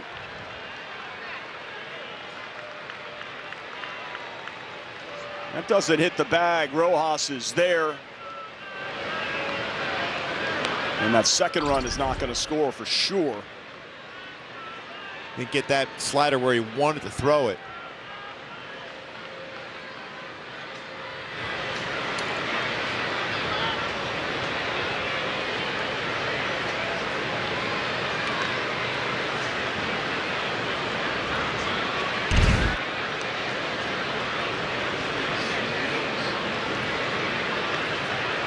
So there's the visit by Matt Weiss.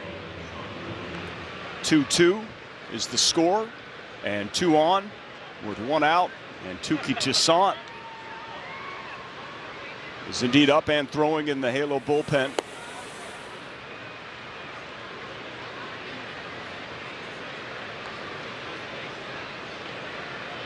So Angels definitely saw something to get Toussaint up. See if Junk can work his way, navigate his way out of this inning. And dangerous Sean Murphy up.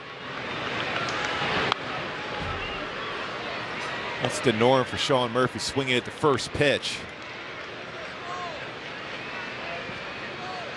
Went inside on a fastball against him.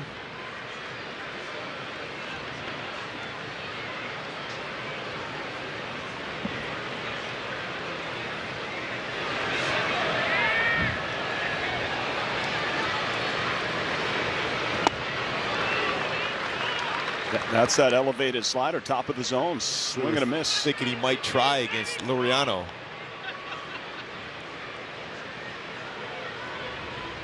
A strikeout would be huge here now. Jansen Junk and the Angels.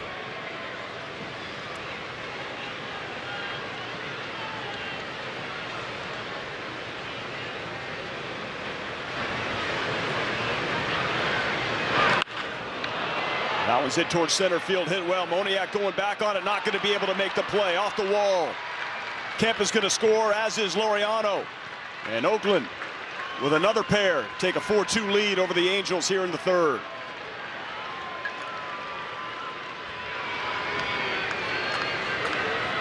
So a couple more walks come around to score. We've seen that a number of times in his homestand. That was out over the plate. You can see how strong he is to be able to hit that ball that far. That wasn't his full extension on a swing. Exit velocity still at 102 miles per hour. He's had a big series. Three RBI yesterday, 2 here.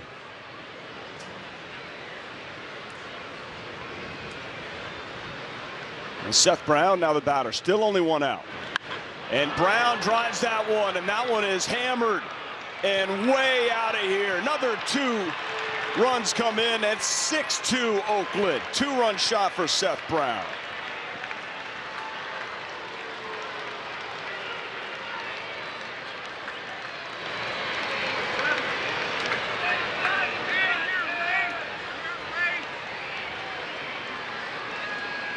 Six runs here in the third against Jansen Junk. Phil Nevin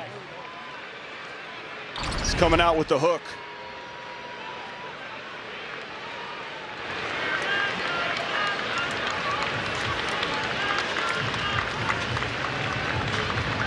Well, that'll do it for Jansen Junk. We have a pitching change here in the third. Toussaint's coming in. 6-2 A's.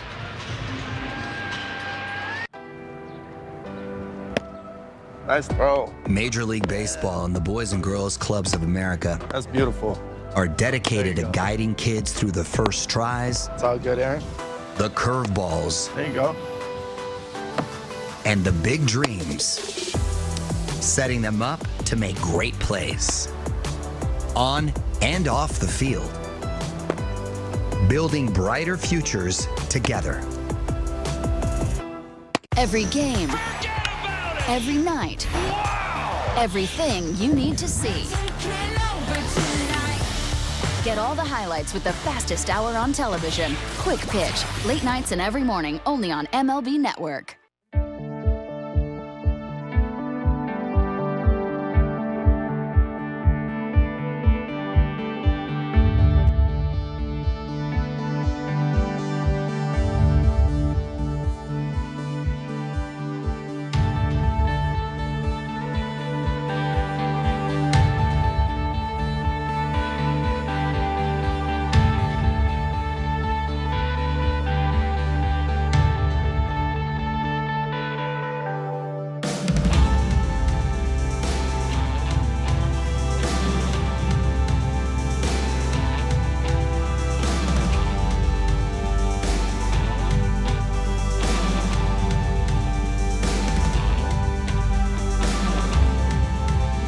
This young Angels fan the baseball. And as disappointing as a homer is for Angels fans, that is going to make that young man's day. And he'll never forget that moment. So well done out there. Takeaway for Jansen Junk and how he got himself in this situation. Well, the first couple of innings, everything was going well. Just fell behind on some counts, and that's what happens to you when you walk some batters. He's so aggressive, so consistent in the zone last time out in Kansas City. A lot of baseball left in this game, though. Halos with already 2 home runs, but they got a lot of work to get right back in it. So here's Touki Toussaint, and he made his Angels debut Saturday. Acquired Atlanta Braves. He'd been with AAA, picked up his first win as an Angel in that game. He had been listed as the starter for game 1 of the doubleheader. I mean, nothing's really official. Have to rule that out, see how far he could go in this game. Find a way to get out of the third. Got a sinker. It's going to be 91, 95 range, but a very good 12-6 curveball and split finger fastball. See how that movement he has. Stephen Piscotty with 1 out, 6 runs in.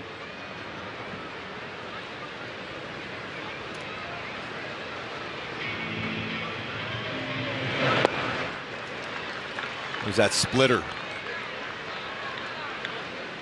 And And the damage really done by the big boppers in this A's lineup with Laureano, Murphy, and Brown, each with 2 ribbies.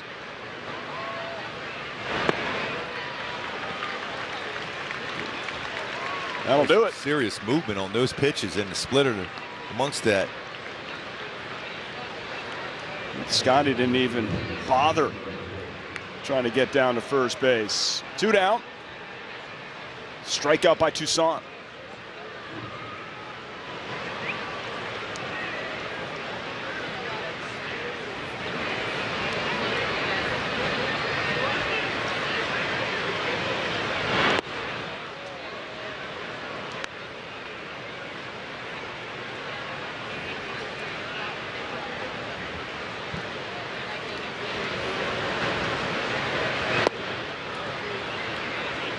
Two and 0 to Stephen Vogt.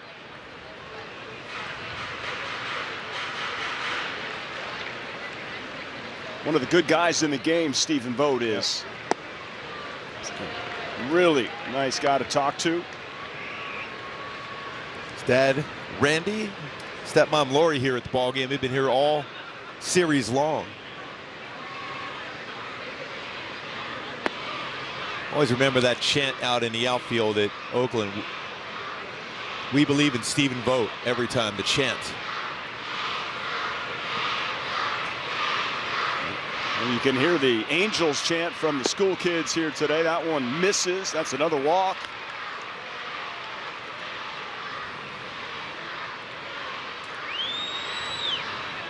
Oakland A's have hit around here in the 3rd. Jonah Bride coming up for the 2nd time.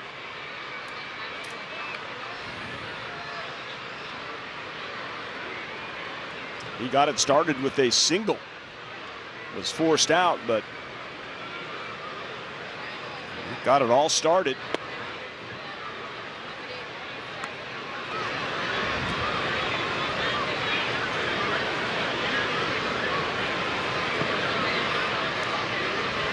And you go back to that at bat too by Jansen Junk against him. He had 2 strikes on him, didn't get exactly where he wanted to throw his pitch. It's being a base hit.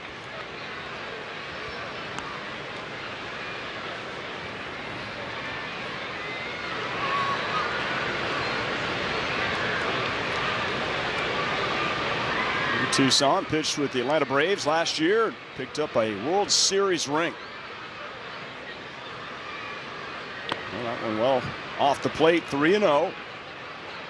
He's having trouble finding the strike zone right now after a real good sequence against Stephen Piscotty.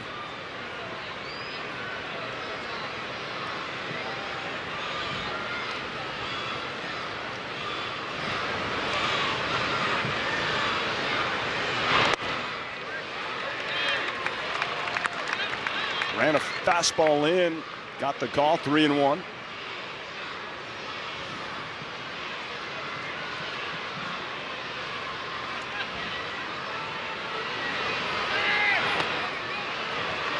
Yeah, stolen base. Stephen Vogt showing off some wheels.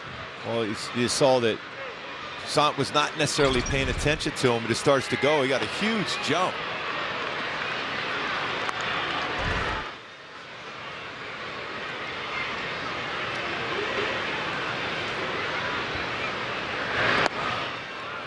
That's another walk. Hadn't stolen a base since 2019 for Stephen Vogt. He had 3 that season, 4 overall in his career. So now 5 stolen bases. Well, you beat me to the punch there, Gooby. Good find. I was having some slow Wi-Fi over here. Now even up his stolen base and stolen base attempts. Caught 5 times, 5 steals, his 50% rate. Vimael Machine.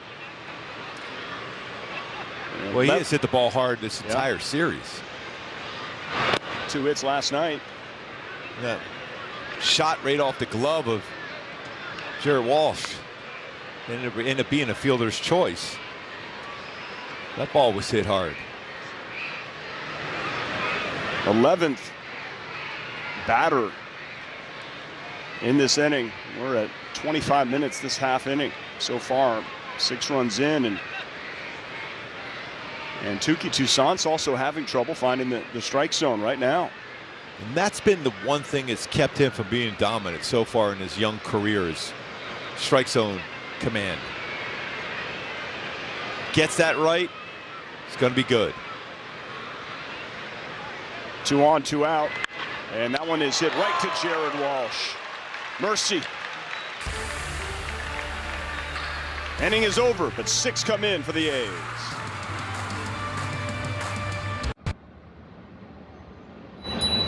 Hey, it's me. The summer breeze. I just flew back into town. Let's get outside.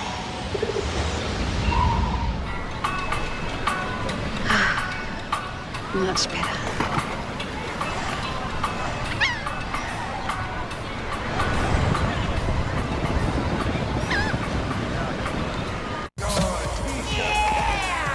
Nice. What? With the Game Time app, I pay 60% less than this guy. 60%? Game Time finds you the best last-minute deals and guarantees the lowest price. Download Game Time now. Nice shirt.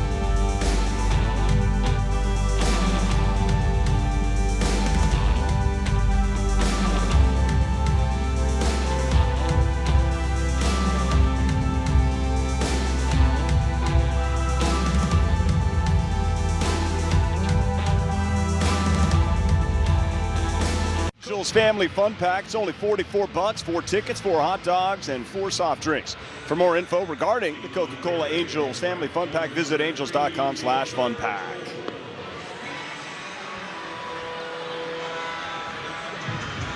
See if the offense can respond right back top of the order.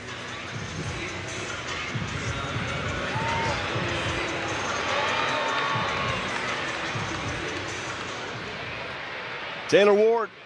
Angels down 6-2.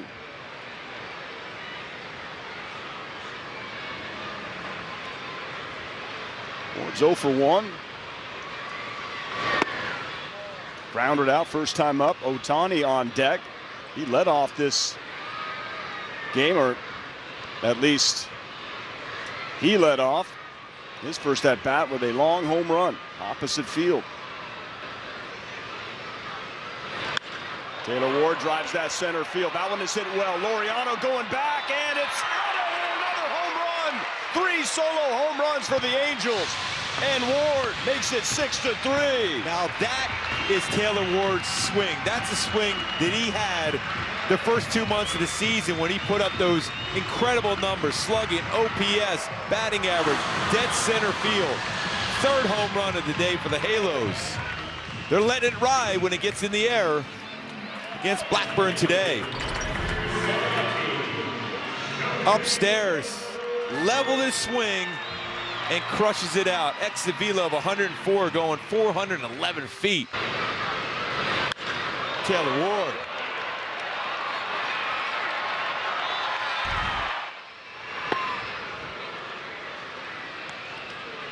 I think Ohtani was thinking back-to-back. You better believe it.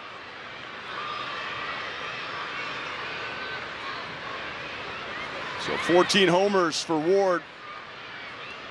Continues to add on to his career high. Good pitch by Blackburn. Not called a strike, 1-1.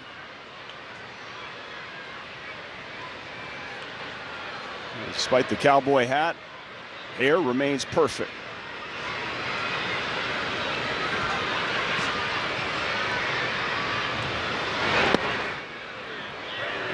Runs that changeup in there, 1-2. Good movement on that pitch. Now you would think he's going to try to drop that curveball in. Going to be up to Shohei to try to let that one go. If it starts at the knees, if it's elevated, catch it at the higher part of the arc of the curveball. Ohtani strikes out. One away here in the bottom of the third with Luis Rengifo coming up.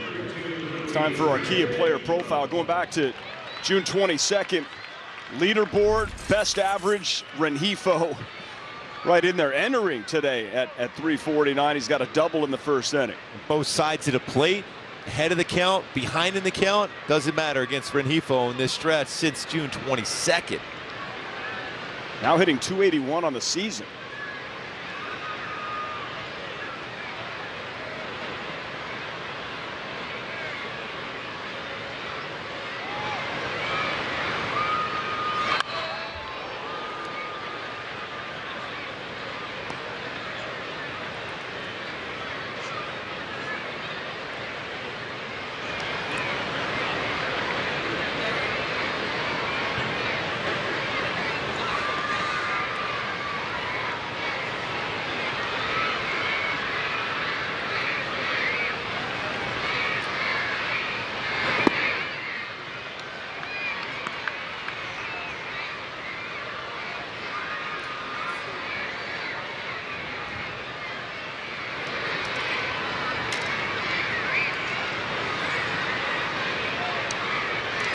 .6'3" feels a lot better than that 6'2".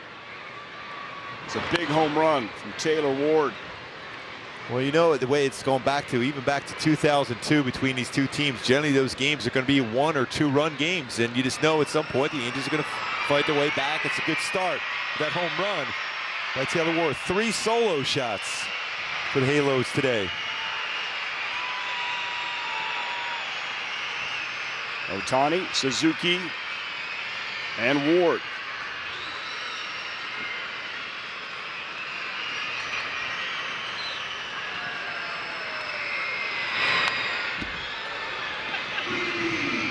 How do you get a piece of that elevated fastball?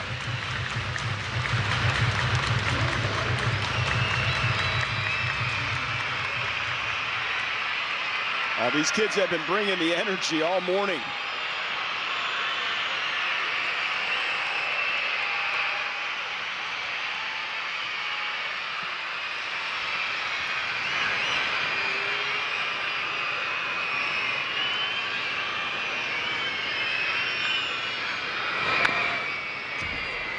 So good. He's been really good as far as with 2 strikes going the other way, whether he's batting left-handed or right-handed for Rengifo.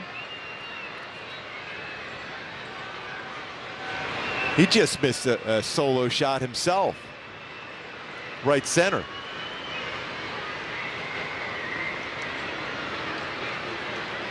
By about 2 feet, dented the wall in right center.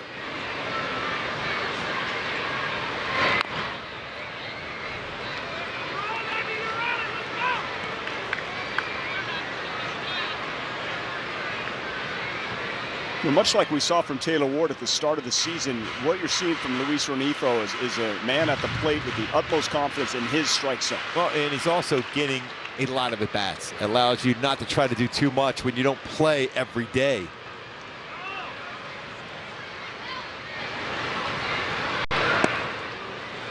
And even that, he's tracking pitches that are not strikes and letting them go and not being overly aggressive because he's getting those at-bats.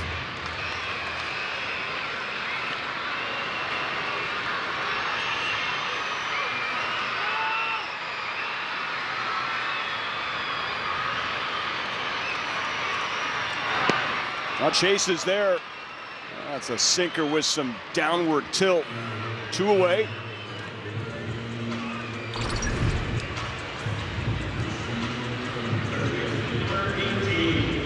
Well, this is a really good pitch. Keeps that front shoulder in. That sinker that looks like it's going to start at the lower part of the strike zone ends up dropping well below. As a hitter, you're reading the rotation of the baseball as it's a fastball, but then that nasty sink at the end.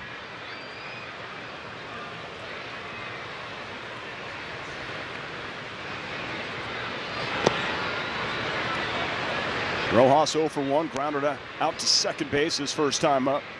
So Blackburn now, when you go back to his last 5 starts, he's allowed 7 home runs last 5 starts.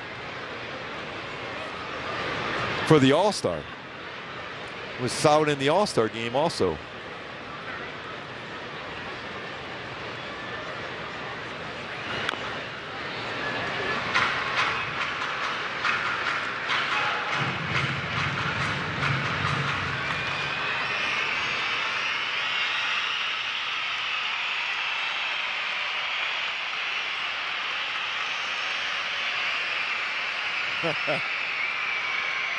Holding their ears.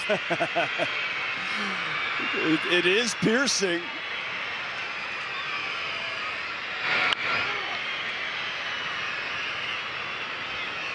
As the Who would say, the kids are all right. Having fun. When they got those tickets, did they know there would be 100 screaming kids behind them?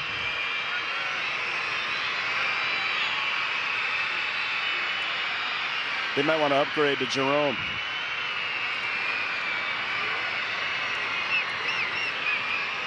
It's so cool to see them having so much fun here at the ballpark. That's what it's all about.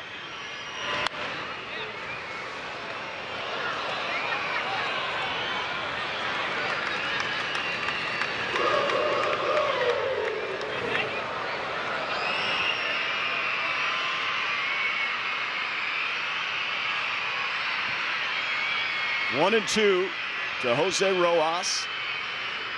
Bottom of the third, 6-3 Oakland.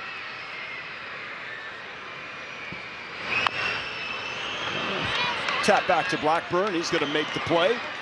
And that'll do it for the third inning. Angels get one closer. Taylor Ward. Tip one back at the 2177 bar in Orlando.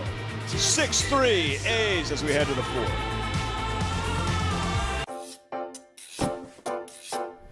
With Home Chef, your home cooking is home nailing it. Our classic all-in-one meal kits are simple enough for anyone and delicious enough for everyone. When it comes to making dinner, fill in the blanks with Home Chef. Delicious, meat simple.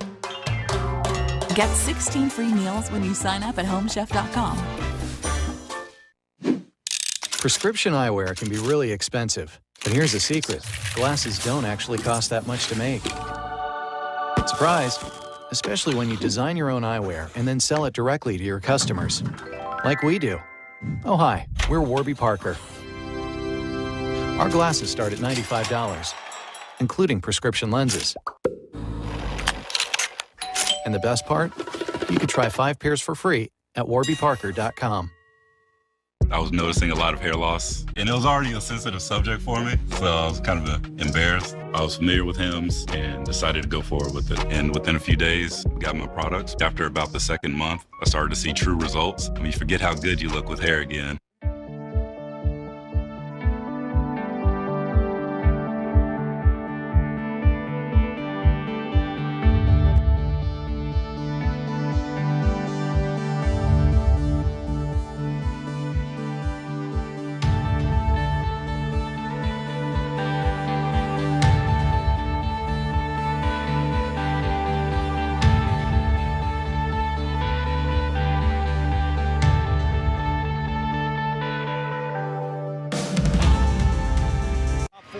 Rubber match between the A's and the Angels. 3 solo shots for the Halos, Ohtani, Suzuki, and that man Taylor Ward.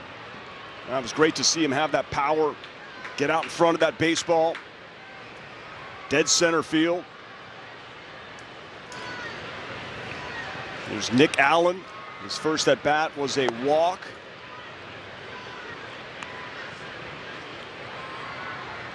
It was a troubling third for the Halos. Jansen Junk charged with all 6.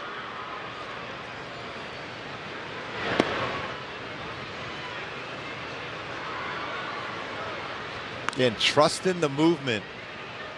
Toussaint, it's not going to stay the middle part of the plate, so throw it towards, don't try to go to the corner. Throw to the middle and trust movement. like that. You try to throw that on a corner, it's tough to get a call on even a swing.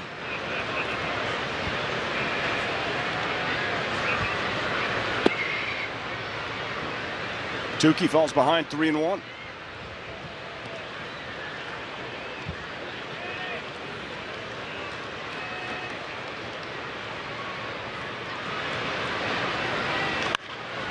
Ground ball, nice hop. Rojas throws across and gets Nick Allen. Well, that was important to get Nick Allen. Certainly don't want to walk. Nick Allen, indeed, player resume. 16th overall pick by the D-backs 2014 and 4th Angel to win in his debut this year. Acquired from Atlanta July 3rd. Spent some time with AAA. Now he's up here at the big club. Excited the opportunity to perform for the Angels. You see him in a number of different roles. Thought maybe starting at some point. Probably we'll see him get a start or two. And Tony Kemp, that is a pretty bunt to Sant. No play. I mean, he laid that bunt down, and that baseball just stopped on the grass. You can't roll a baseball any better than that.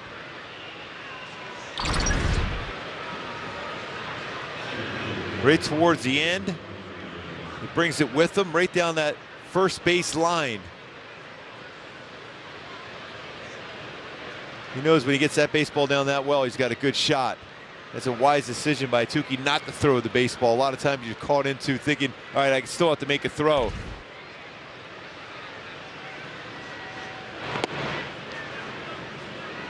So with 1 on, 1 out, Ramon Laureano picked up 2 ribbies with that double in the 3rd. He's got to come a little bit of a stop before he delivers it. Much better there by Tukey.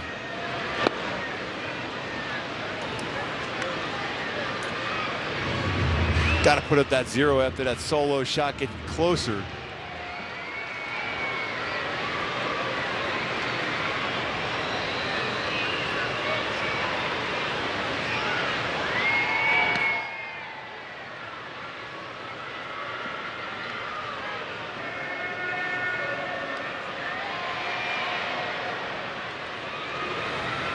This is an Oakland A's team that, as you know, has unloaded a lot of their big-name players. They've moved on. They have set an Oakland record for most rookies with 22.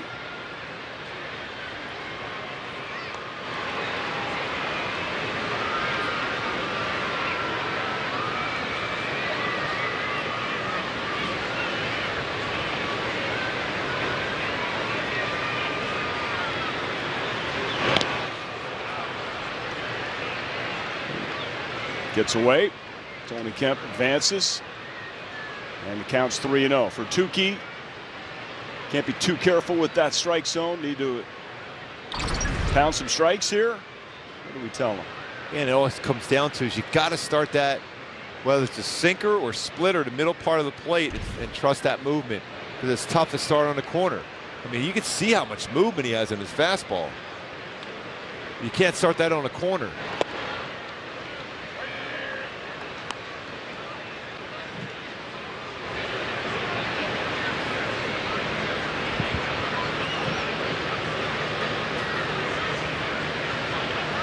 Fell behind Nick Allen, got him to ground out. It's 3-1 here to Ramon. That one's hit to straightaway center field. That's got some distance, and that one is gone. 2 more on the board for Oakland. 2-run shot for Ramon Laureano, his 12th, 8-3 now. A's over the Halos. Boy, dead center field. When you fall behind and you have to get the plate, and that was the upper part of the zone. Drives that one out to dead center field. It's his 9th career home run versus the Angels. Moniak tried to get back to the wall, but it's too far over it.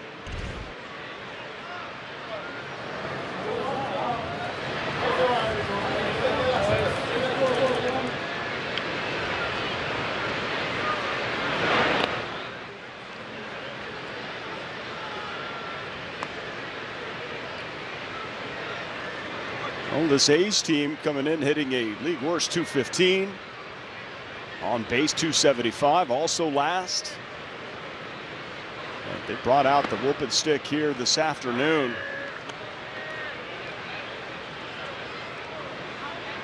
It's now 5 home runs hit today. 5.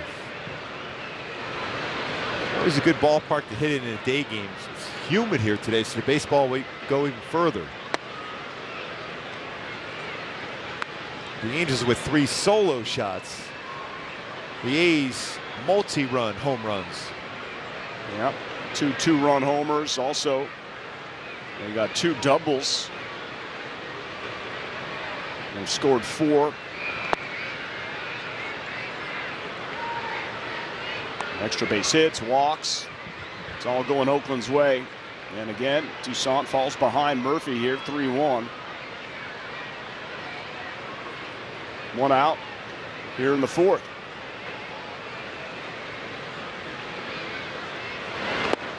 Remember, the Angels have 4 games in basically 36 hours.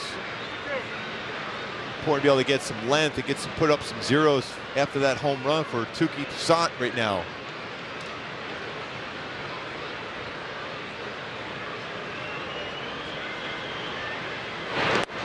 Got a strikeout. Got Murphy to chase on the curveball. 2 down.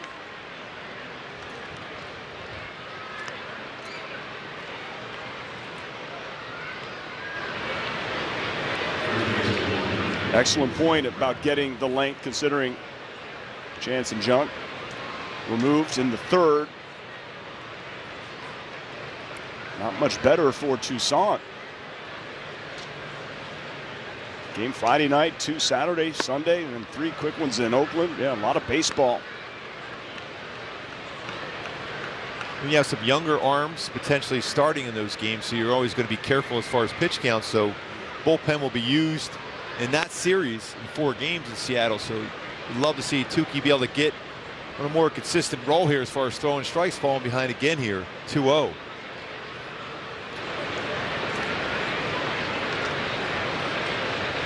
To Seth Brown. 2-run home run last time up.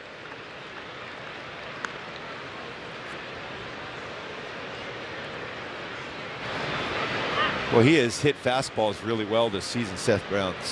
.619 slugging percentage versus fastball, which is his 7th best in the game. He's hit the ball hard twice today.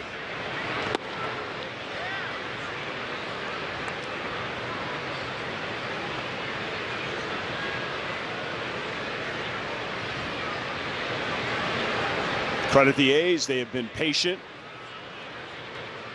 They were patient last night against Shohei. And that's a walk to Seth Brown, but that one wasn't even close. So 2-out walk. 2 runs already in here in the 4th for Oakland. And that brings up Stephen Piscotty. Mentioned those home runs, multi-run home runs. The Angels at the beginning part of the season, 49% of their home runs had base runners on. First 2 months of the season, so they were doing a lot of damage with the long ball with runners on base. July and August at 41%. Still pretty solid, but down 8% from earlier in the season.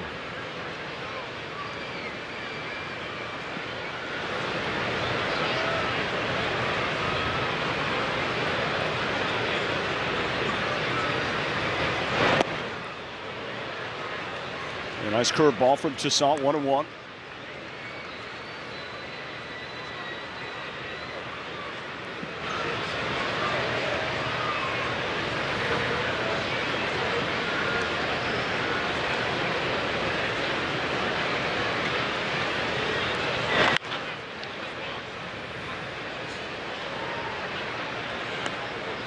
Still odd looking for Mark Booth and seeing a number 25 and not thinking Mark McGwire all those years with those Oakland teams and all those battles between Oakland and the Angels with Canseco, McGwire, and those guys.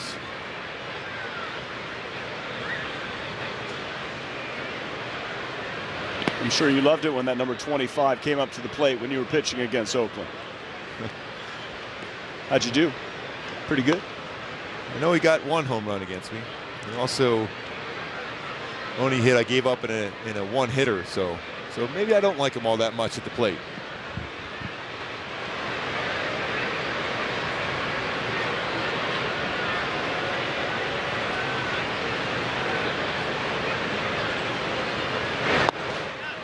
Check. Yes, he did. So a strikeout ends the fourth.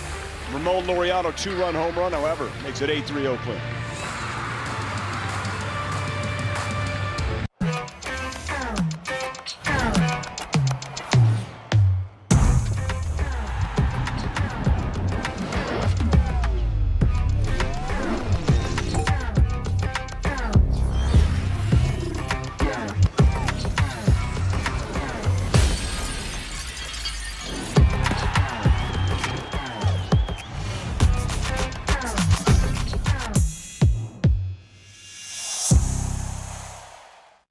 Using the old baseball stats only gives you part of the puzzle.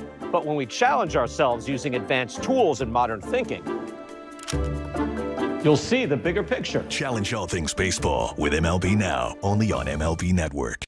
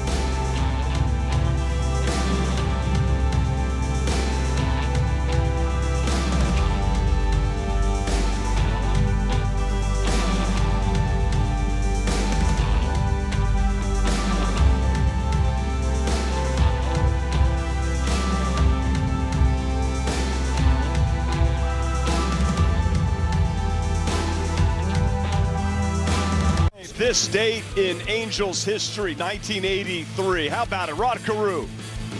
Career hit number 3,000, and it's just perfect, right? Opposite way, single off the Twins. That was a pretty good pitch by Frank Viola. Sweet music.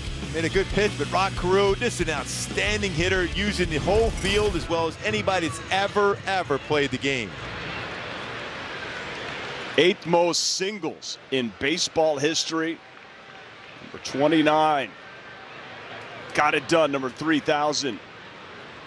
I know I've told you this before, but the scouting report on Rod Carew was throw the ball right down the middle and make him think about that. Because let him hit a line drive at one of your fielders, because you go inside, he could turn on, you go away, hit a base hit like that to left field, throw it right down the middle and let him hit a line drive at one of your fielders.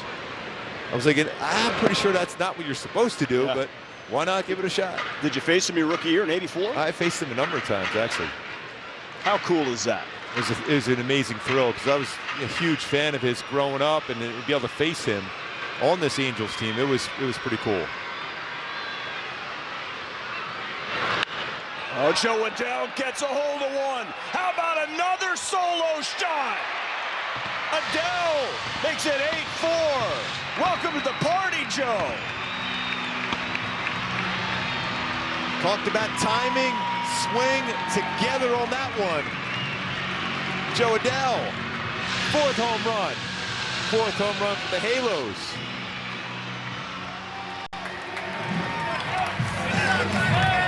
It's got to feel good to be able to put that cowboy hat on. Hanger.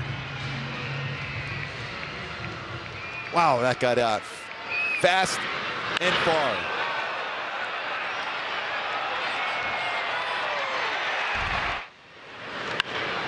Jared Walsh, center field. Ramon Laureano says, not this time. One away.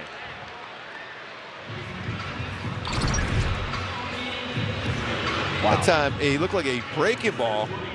Got a curveball, doesn't happen often. Approved by Shohei.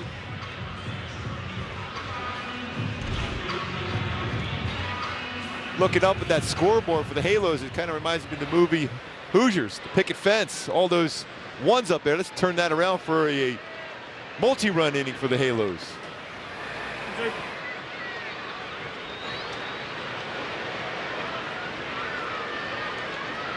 Was not expecting the picket fence reference here this afternoon when I showed up. Kurt Suzuki has one of the 4 solo shots.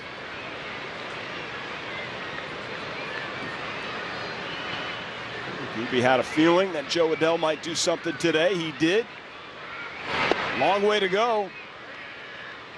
Angels 5-1 when hitting 4 or more home runs, but the crazy thing is 5-6 when they hit 3 home runs. So now 4 percentage going up a little bit better, but you go back to last year, 12-4 when they hit 3 or more home runs.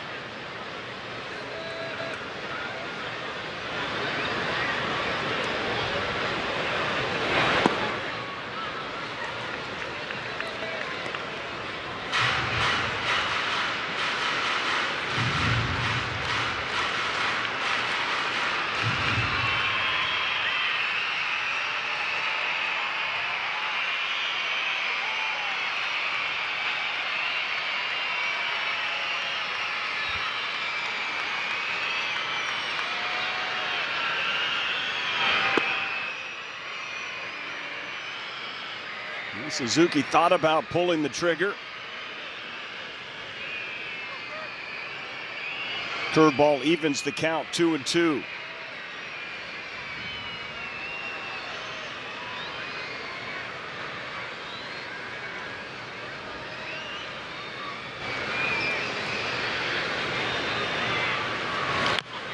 Little chopper.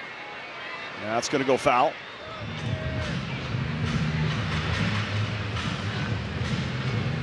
Well, not too often as a pitcher, you give up 4 home runs and there's still no action down in the bullpen yet.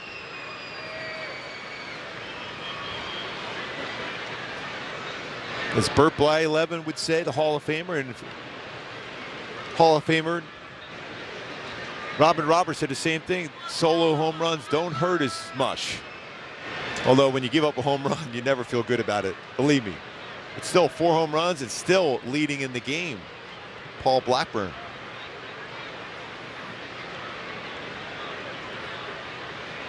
By the way, I still don't believe that from Burt Blyleven. He's always joking around. Because I have no problem giving up a solo home run. I'm like, it's still a run.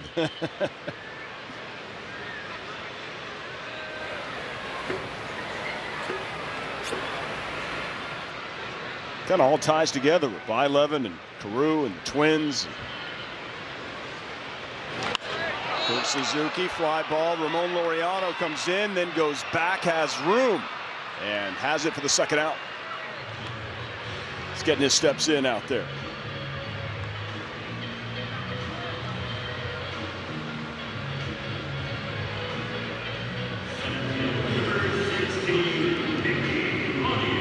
It's Mickey Moniak. His first time up, hit it pretty well. Flied out to right field.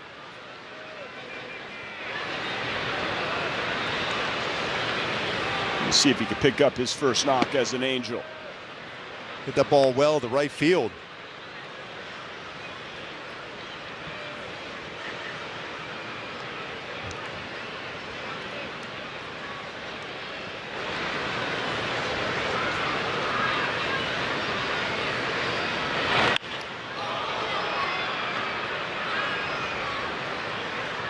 What do you think of his swing?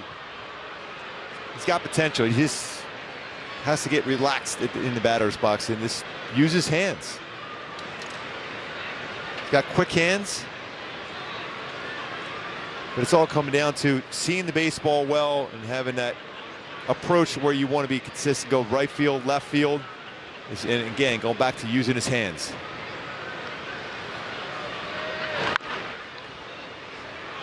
Now more than likely he's going to have to deal with that curveball from Blackburn now. Though Joe Adele hit a home run on a curveball. This is the second home run that Blackburn has allowed on his curveball this year. She's not ready to give up the baseball to the little brother. Dad's like, heads up, keep your eye on the field. Might get another one. 1-2 to Moniak.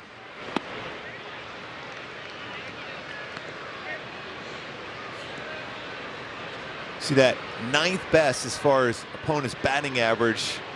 9th best opponent's OPS is 444 and the slugging percentage at 9th best. I mean, 260 opponent's slugging percentage, but every once in a while you hang well like you did to Joe Adele and he made him pay for it, but it's a devastating pitch. Oh, Moniak turned on that one. He's close. I say, you definitely weren't thinking you were going to get a foul ball down in that part of the stadium.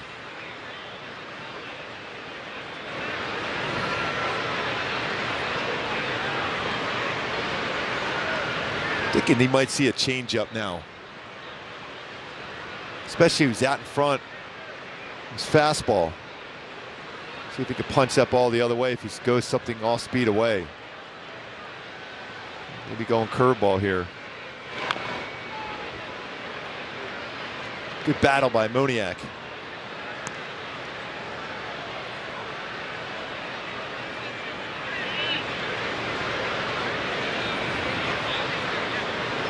So only one curveball. That's to start off the at bat.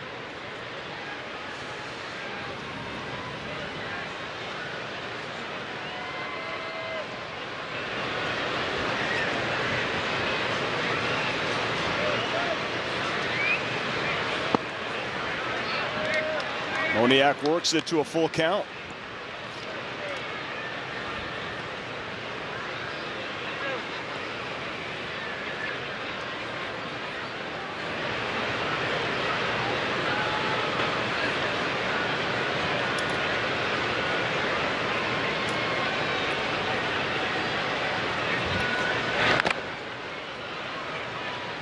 Sticking with that cutter, but it's more effective when it's downstairs and it is elevated.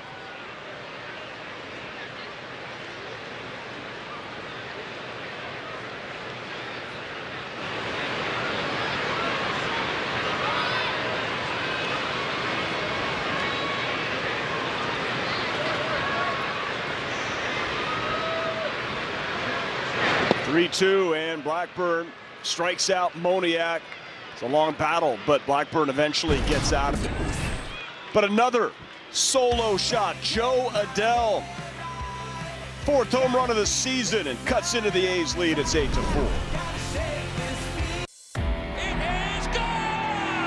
Every time he steps up to the plate, goes into his windup, or runs one down.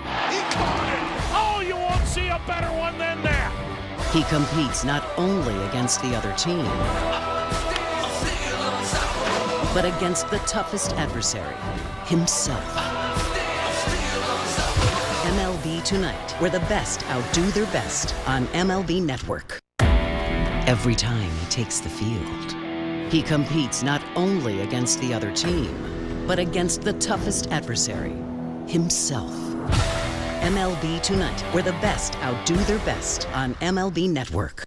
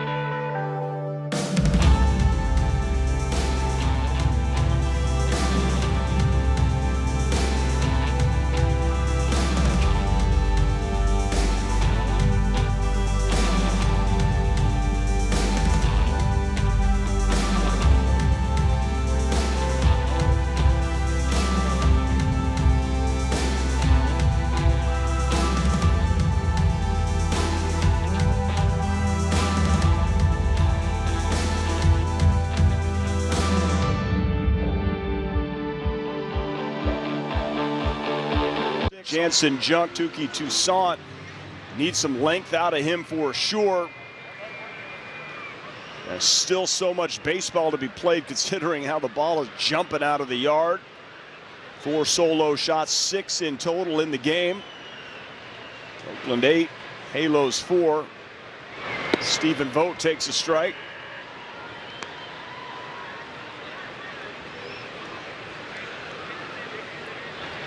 Just looking for that 0 to get some momentum on the pitching side because you know the power's been there. Well, soft contact never hurts. 1 out. Let's go back to Shohei Ohtani and the slider that he featured last night, the most in his career, thrown 61. And he had some good tight ones. He was able to go upstairs with his sliders, able to go down and away. As far as his strikeouts, he's just so comfortable his last couple of games throwing his slider, more so than you're seeing his curveball, even his fastball and splitter. And those punch outs, again, 7 strikeouts last night for Ohtani. So used to seeing it and talking about double figures in strikeouts, but still solid performance. Let's bring in Erica Weston, who's down on the field, and I know she spoke with Phil Nevin about that usage of the slider and the 61 in the last game. It's definitely going up for Shohei Ohtani, and he left the game with that forearm cramp. So was there any concern about that usage as it applies to that cramp in the forearm? Yeah, over 50% in the last 2 games for Shohei Ohtani. But Phil Nevin told me before the game today, he says, I'm not sure I believe in the, well, if you throw that many, he's gonna get hurt. He's done that his whole life, and that's just the way he works, the way the ball comes out of his hand. So he's not worried about it at all, but he said that's why he's one of the best in the league. Right now, Shohei knows the slider is a pitch he can land for a strike, get a swing and miss, and Shohei said the exact same thing to me last night after a game. Felt like a pitch he could get the out with. That's the thing. I mean, whether you're throwing a split finger fastball, a curveball, it's still that same kind of torque on your wrist and forearm when you throw a secondary pitch. And he has so much confidence in his slider right now, and he's getting a lot of swing and misses, a ton of them. We always talk about that devastating splitter. That swing and miss percentage is like 40+% on his slider. He was pinch hit for last night, and he was in the lineup today and hits a home run. Ohtani did his first time up. That is a 1-out walk to Jonah Bride. What about the slider usage for the Angels as a team?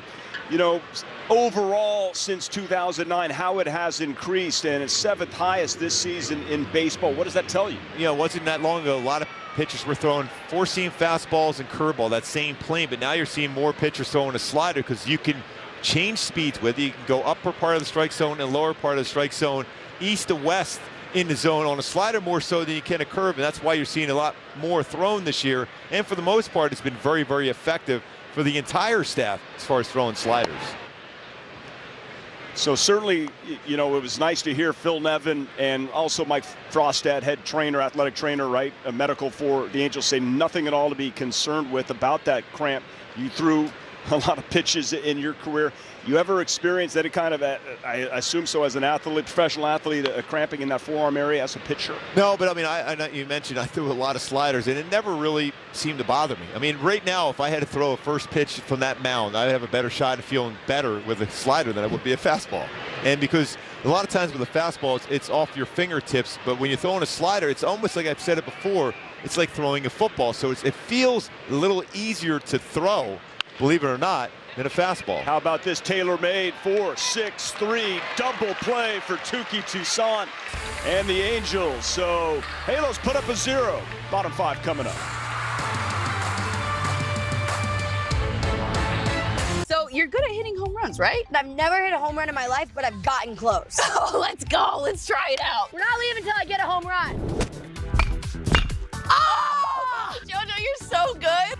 You're so young and you've done so much. What's your secret? I think I just really love life, so I just pick my right foot up and then keep going. Come on! Ah! That went over, right? It went over! Freaking love baseball. Hey, Doc. Good morning. Take a crack at the bottom line, please. L-I. That's live look-ins. And the next line. Doc. That's MLB Tonight. MLB Tonight, bringing the new season into focus, only on MLB Network.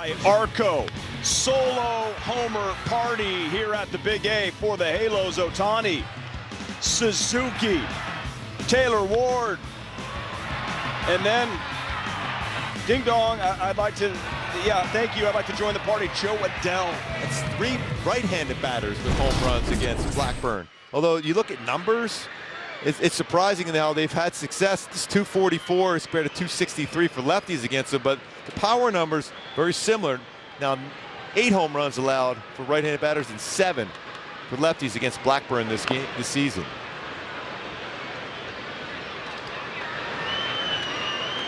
It's a good decision there for Velasquez. He's trying to set the table. Get on base for one of those home run swings.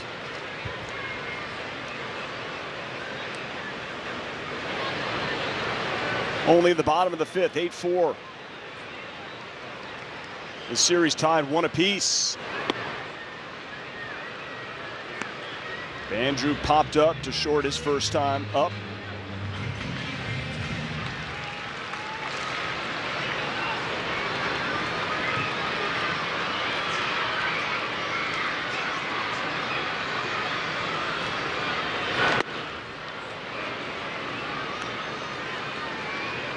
Ran that 4-seamer upstairs. He'll throw a lot more 2-seamers.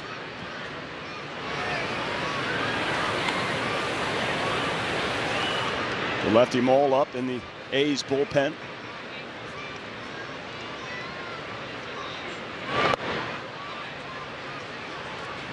Yeah, you wonder if there's traffic on base and Shohei would come to the plate if Markatse would go to the lefty.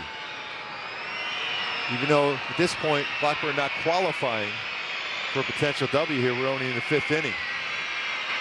Blackburn 5-1 on the road. Sub-2 ERA, but 4 solo shots this afternoon, 3-2. Like what Andrew Velasquez was trying to do there. He was willing to take that one off the foot. Get on base.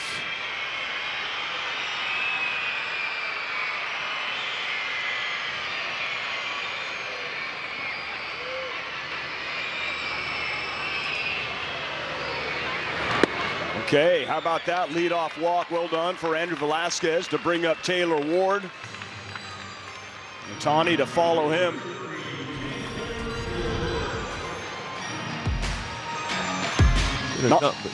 Non-fastballs this season. Blackburn, opponent's batting average 4th worst in the game.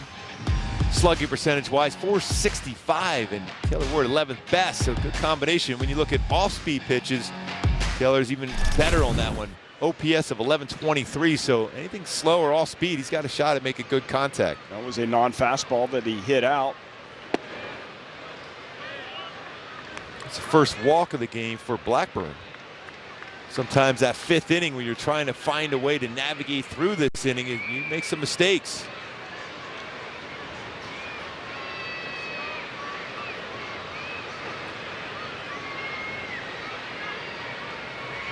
Last start for Blackburn at Chicago. Took a no decision, went 5, 0 earned runs. The start before that, however, was at home. He went 4 1/3, 10 hits, 10 earned runs.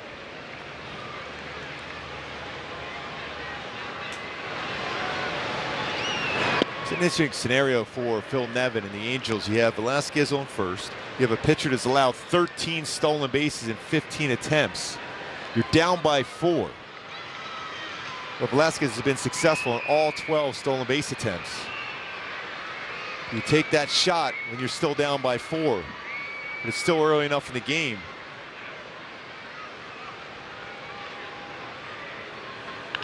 Taylor Ward drives that towards left field. He was out in front of it, squared it up. And that was a changeup that the pitch he's crushed this season. Also slugging .688 versus changeups.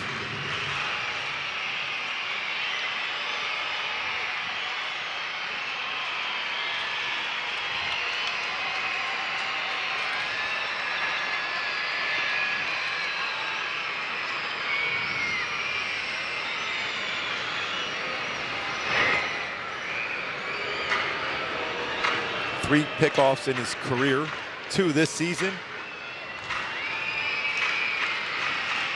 I don't think you would risk a strike him out, throw him out. Let's see if maybe this gets a little deeper in this at bat. If maybe put Velasquez on the move. I think he might have been leaning there a little bit. Would you potentially send him? Yeah. Even though you're down by 4, and that goes against some rules of baseball when you're down by 4, not being as aggressive. But when you have a base stealer that's very successful in Andrew Velasquez and a pitcher that hasn't been great slowing down the running game, you want guys in scoring position. You need to score runs.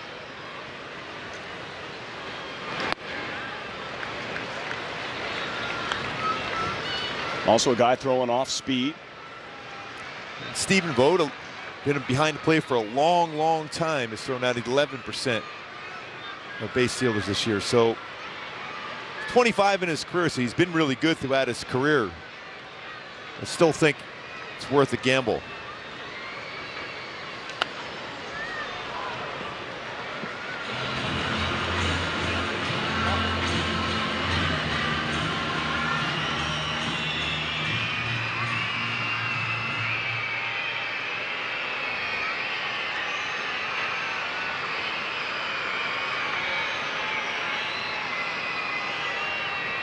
Checking the box score. This is only the Angels' 3rd at-bat with a runner on today. 0 for 2 so far. Got the 4 solo homers. Surprised, I was going to say, I'm surprised Taylor hasn't called for timeout. He's holding the baseball well. That's his best defense against a stolen base.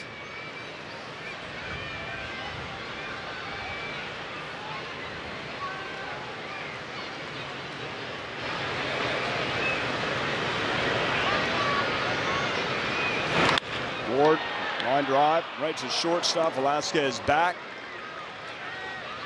And Nick Allen gloves it, played perfectly, 1 away. Here comes Shohei.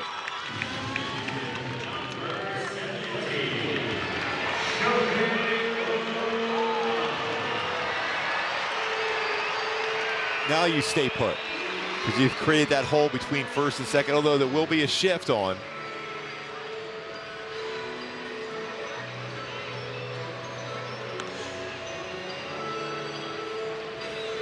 Struck him out on a curveball.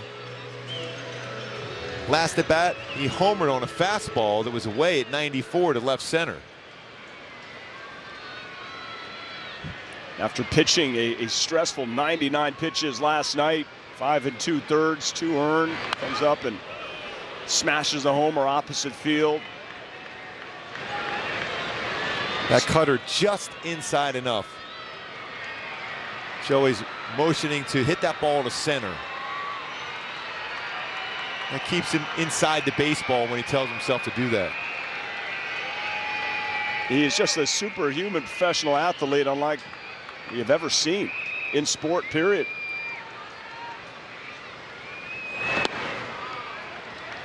Nevin was discussing the possibility of an off day upcoming for Shohei. I mean, you got a doubleheader Saturday. I would assume he's in there tomorrow night. I think missing one of the 2 on Saturday doesn't really count as an off day. You know he's going to want to play every game up there in Seattle. You have to hide his uniform if you want him out of the lineup. Look at that, right up the middle. That's a knock for Ohtani. 1st and 2nd for Luis Rengifo. Rengifo coming to the plate. Let's take a look at our frontier play sense for Luis Rengifo. Behind in the count, see how effective he has been both from the right side and left side. He's using the other way, the power, swinging even with 2 strikes. Left side, same thing, not looking to pull, looking to make contact, base hit the other way. So both times behind in the count, 1-2. Not necessarily in mode to drive the ball out of the ballpark when he's got 2 strikes. When he's ahead of the count, though, different beast for Luis Rengifo. He looks to turn early and then been very patient behind in the count. That makes for a solid season. Ahead of the count, where he pulls the baseball a lot more ahead of the count, Even up, same thing, pull more. But when he's behind in the count, outstanding numbers. That allows you to get that batting average up early. That's when you see the slugging and power percentage is so high. Makes it more difficult as a pitcher to face him.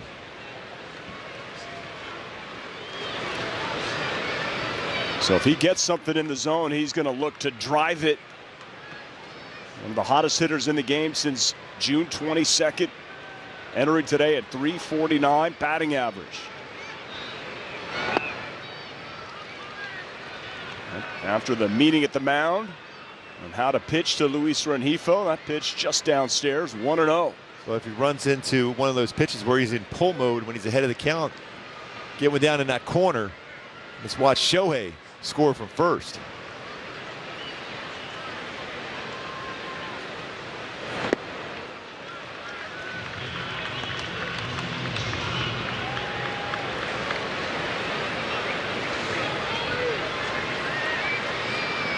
He's not afraid to throw his changeup 2-0, although it's a tough pitch to throw, especially when you're trying to stay in this game.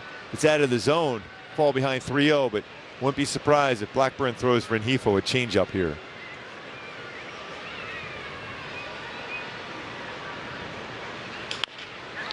Well, this could be trouble. There's one over to first. Not in time. Rengifo beats it out.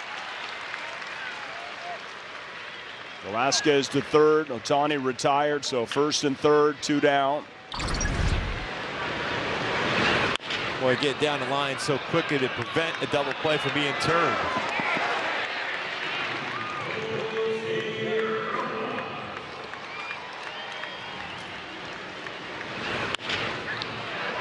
Showing that speed, we know the power, we know how well he can run. He's trying to force and make Oakland stress to get through this inning with no damage now. With Rojas, a lot of power, especially first pitch, has shown that, especially doubles power. For Rojas, 16 career doubles.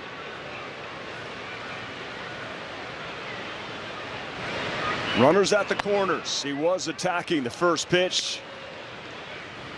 Swings through the fastball, 0-1. Jose's 0 for 2.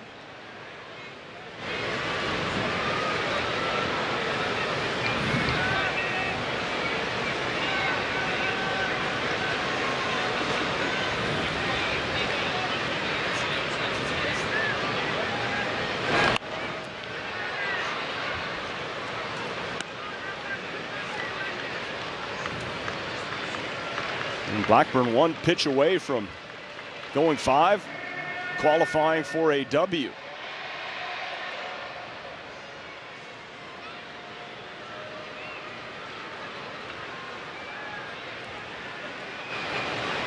But also 1 pitch away from possibly making this a 1-run game if Rojas can drive the baseball, put some backspin under it, because it is flying here this afternoon.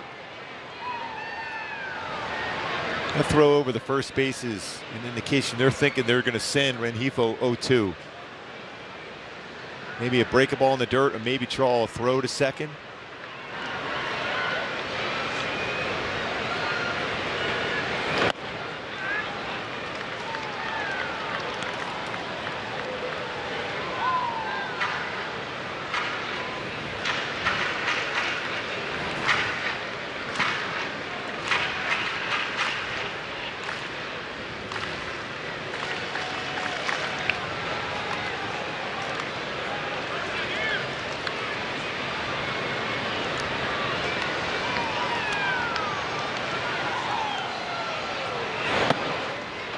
We saw that first pitch swing from Rojas, so he's trying to stay upstairs against him. Jose's those last 2 go out of the zone. So back-to-back high fastballs, 4-seamers, well out of the strike zone, cannot get Rojas to chase.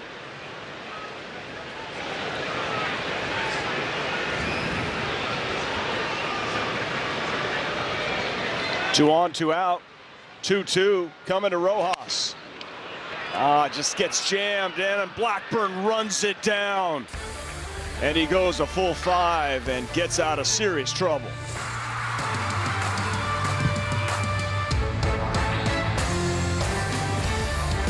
was noticing a lot of hair loss, and it was already a sensitive subject for me, so I was kind of embarrassed. I was familiar with Hims and decided to go forward with it. And within a few days, I got my products. After about the second month, I started to see true results. I mean, you forget how good you look with hair again. Karsten Sabathia trains in Win Reality. I love it.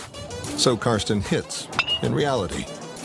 He trains in Win Reality. I'm glad I'm retired. He hits in reality. Train in Win Reality. Win in reality. See infinite game speed pitches, work on timing, pitch recognition, and get more hits. Train new school. Hit old school. Be ready for real. Win reality. Hey, it's me. The summer breeze. I just flew back into town. Let's get outside.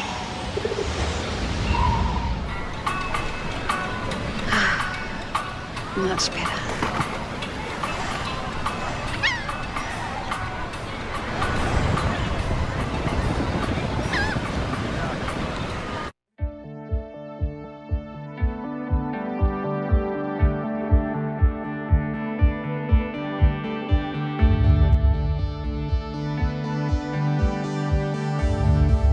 Time machine, this time 1993. So Nolan plunks Robin Ventura. Was he a rookie this year? Maybe not. Either way, it's a mistake. I remember just talking to Robin over that. He goes, you know what? I knew the way the situation was setting up, I was probably going to have to charge. And as I was running out there, I'm like, I don't think this is going to be a good decision. And Nolan Ryan is extremely strong. Robin was a great player, an unbelievable third baseman. Great numbers with the bases loaded, but not real good against Nolan there in that spot. Of all the fights, right, of all the charges to the mound, do you think that one right there is the most historic, the one that is shown the most on television? Yeah, I think so. And most times when there's a hitter charging the mound, there's usually like one chance to throw in a punch or whatever, and then everyone's on top. But that was... I guess it's a good idea never to charge no one. I think of all the autographs, or requests where Nolan might have to sign a pitcher, he probably gets that one where he has Ventura in a headlock. Ask the most, and he'll sign it. Don't mess with Texas. Let me go back. What do you have? 4 no-hitters as an Angel? 7 in his career. And off the top of my head, I want to say 12 one-hitters. Unbelievable. The strikeouts. The strikeouts alone are wow. Well, the strikeout record, right, 1973 that he set here with the Angels, and a lot of those teams weren't necessarily that good, and it was unreal what he was able to do. That's a nice bunt, and Suzuki makes a tremendous play to get Nick Allen, the veteran catcher. Yeah, quick out of that catching position for Kurt Suzuki. He says, son, don't try that on me. I still got it. You see that home run I hit earlier in the game? My quick hands? Showing some quick feet here. Gets rid of that mask, and a good throw to first base by Kurt Suzuki. By the way, when you go back to Nolan, that year we had 383 strikeouts, it was a little more difficult for strikeouts at that point too. If you look at how many guys that struck out 100 times in a season, barely had any. It was a battle. Now it's a different game. Now it's more you're trying to do damage on pitches and hit the ball out of the ballpark. Strikeouts not looked down upon as much as sometimes it was in the past. So his numbers were incredible. Popped up, Tony Kemp, left side, Rojas has room, and he makes the play. So 2 really good defensive plays by Jose Rojas at third base today. To start the game against Kemp, and now this one against Tony Kemp. Out early today, working on it.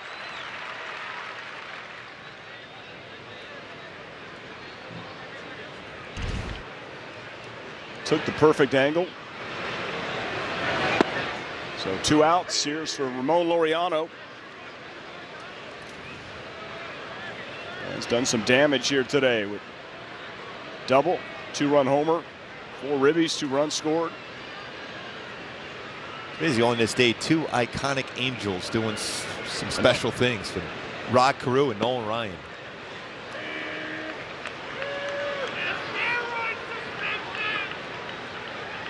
Ten years apart to the day, 83 to 93.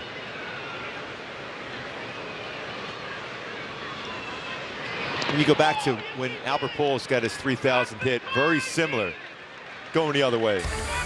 Another 0 put up by Tukey. We head to the bottom of the 6th.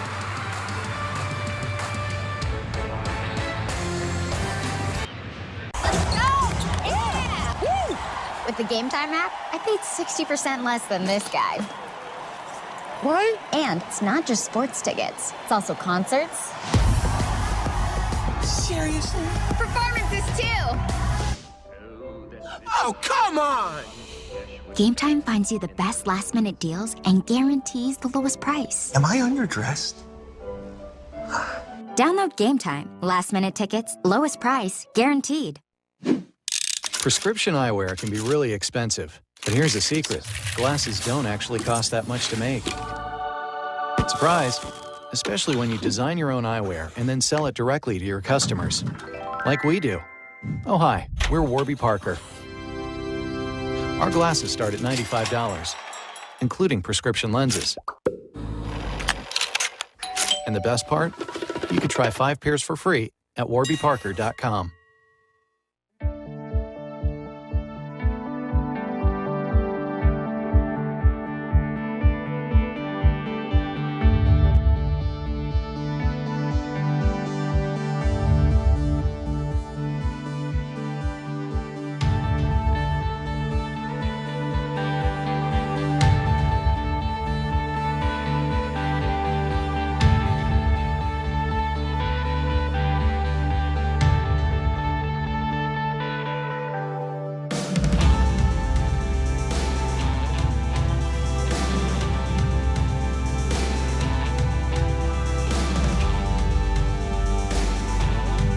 Sports is brought to you by Jack in the Box. Spicy chicken strips are back at Jack in the Box for a limited time, starting at just $5.49.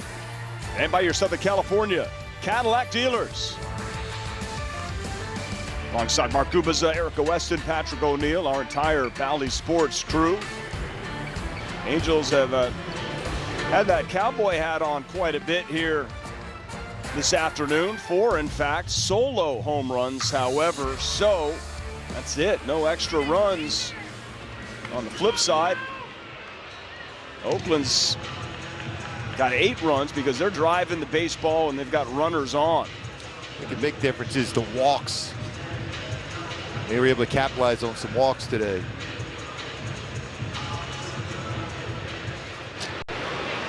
Joe Adele, a solo home run, his 4th.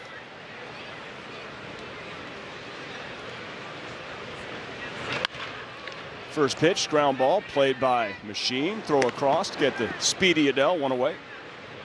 New pitcher Sam Moll, the lefty in his 41st game. Yeah, 91-96, relatively straight fastball, a sweeping slider, and changeup.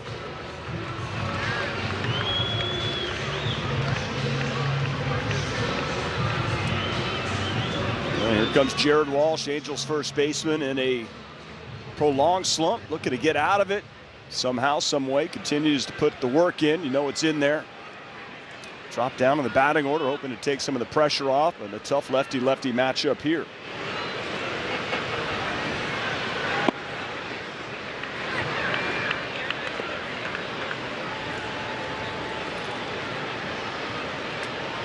Well, that sinker missed pretty badly by Moll, so maybe Walsh can get something to drive.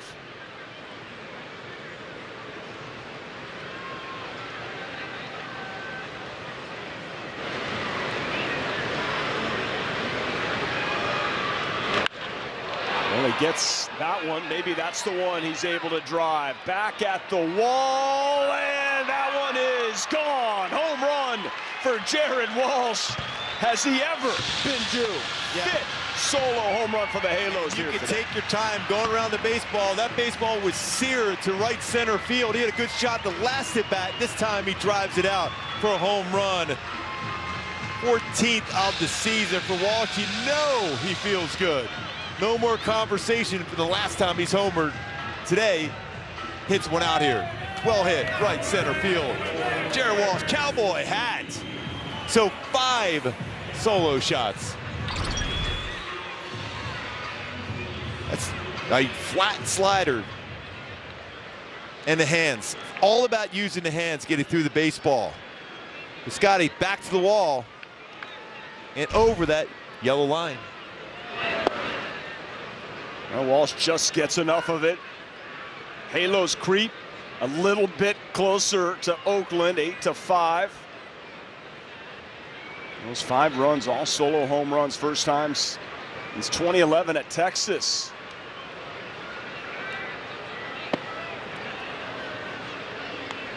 Kurt Suzuki, awkward swing, 1-1. Suzuki's been invited to the homer party this afternoon, hosted by Shohei Ohtani.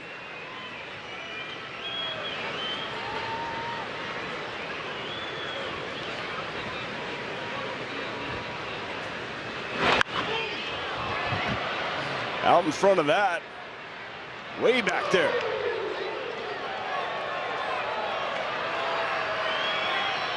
Has to feel really good for Walsh. Have that conversation go away, hits that out. Man, back-to-back good swings for Walsh.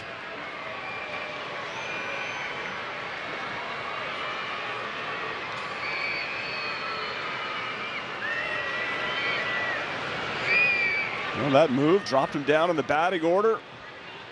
Possibly a wake-up call, and took the pressure off. Either way it worked. Ground ball. And that's going to be a tough play for Nick Allen, but a nice one. Excellent plays. Machine was diving in front of him. He planted that back foot. He got quick on the transfer. Perfect throw. A little bit of a deflection, too. So that goes as a 5-6-3. Going to have to adjust the scorebook. Thank you.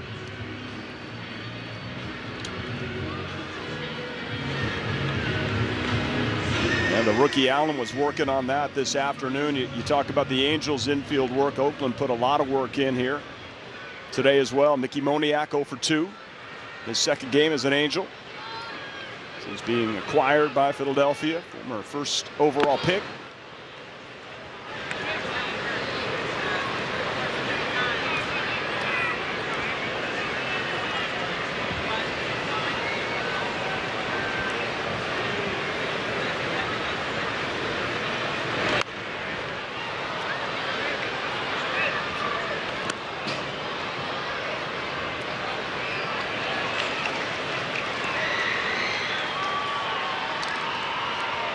That long at bat, last at bat for Moniak. Struck out on a nasty little sinker. Ooh, very close. Mentioned the last time the Angels had 5 solo home runs. That was on the road in 2011. The last time here at Angel Stadium, July 14th, 1990. 5 solo shots here at the Big A.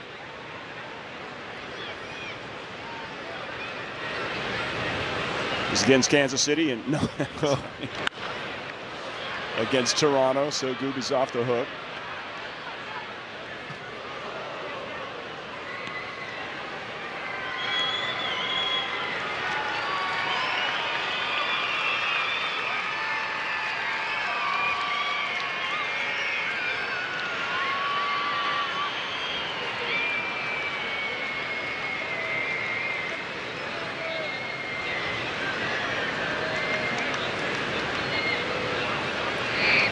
Well, swing and a miss. Moniak strikes out, but the Angels get one more. Jared Walsh finally gets one. He can drive, and a little sigh of relief. We head to the 7th. Oakland 8. Halos 5.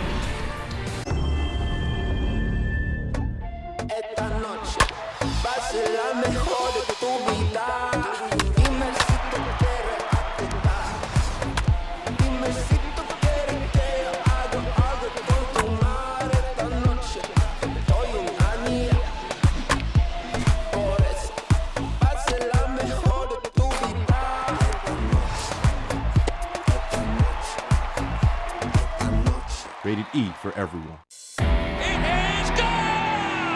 Every time he steps up to the plate, goes into his windup, or runs one down. Oh, you won't see a better one than that. He competes not only against the other team, but against the toughest adversary, himself. MLB Tonight, where the best outdo their best on MLB Network.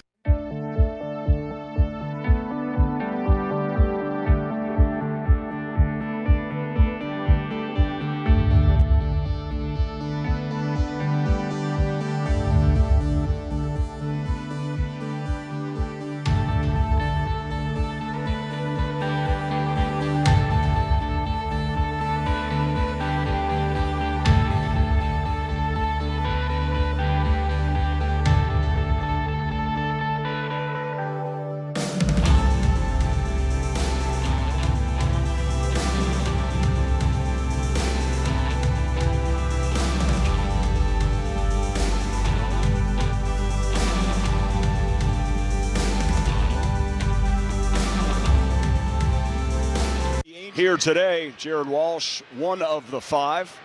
Halos down 8-5, and Touki Toussaint has already worked 3 2/3. He came in relief for Jansen Junk, who went 2 1/3, 6 earned. He's gotten a little bit better as this game has gone along.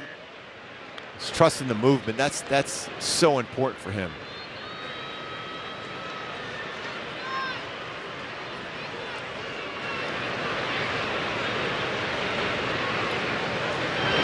Sean Murphy's had a good series. Very good, in fact.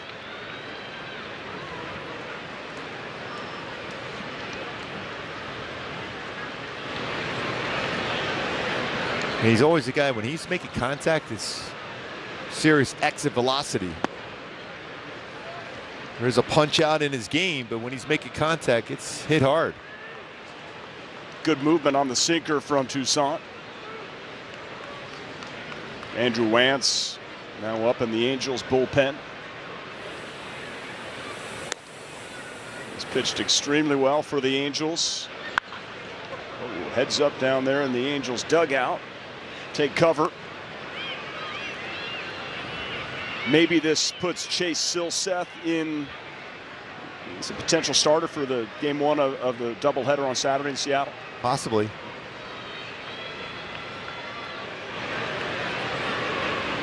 Initially, Toussaint penciled in, but had to come in relief here today for Jansen Junk.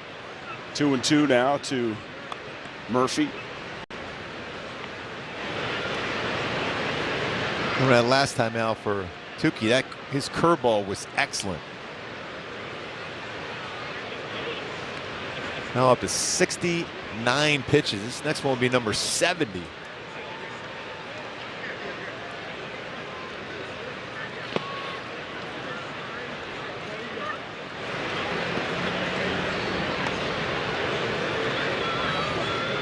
That was a little better. If he got thrown that the one before, he probably gets him to swing at that.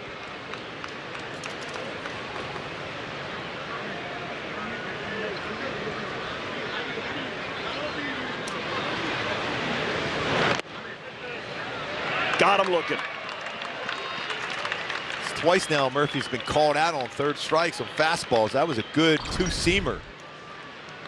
Touki Toussaint brings that one back, gets the corner.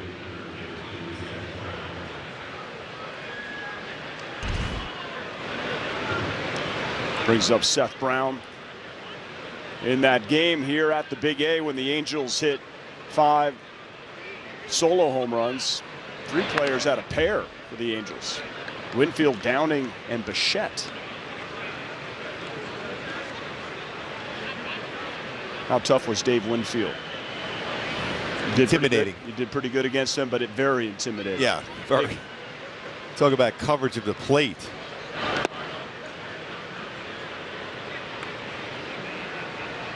He was drafted by Major League Baseball, the NBA, and the NFL. Phenomenal athlete. And he was a pretty good pitcher back in his day. I think at University of Minnesota. Yep. Can you imagine facing him on the mound? And again, can you imagine facing him at the plate? That was no fun. Only you can. And I guess I could imagine it. Can't say I've done it. You can. All the greats. 1 out. 3-1 count to Seth Brown. 3-2. Throwing a splitter a couple of times here to Brown.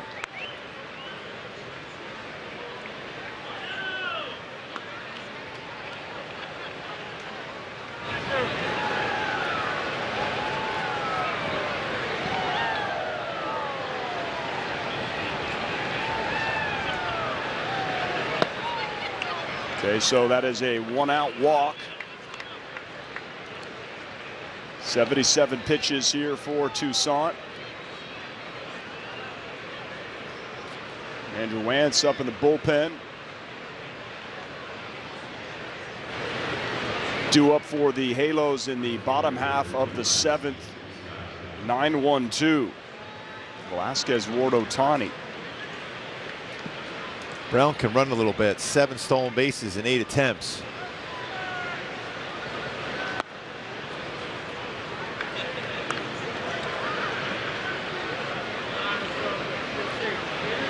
Wonder where 7 stolen bags ranks among first basemen in the American League.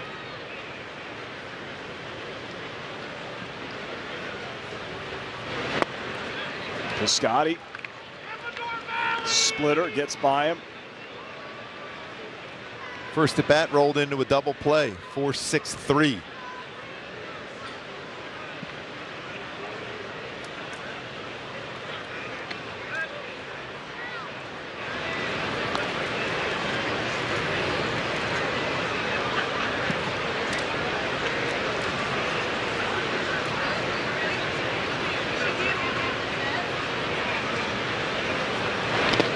Trying to keep it right here at 8-5 with 9-1-2 coming up next inning for the Halos.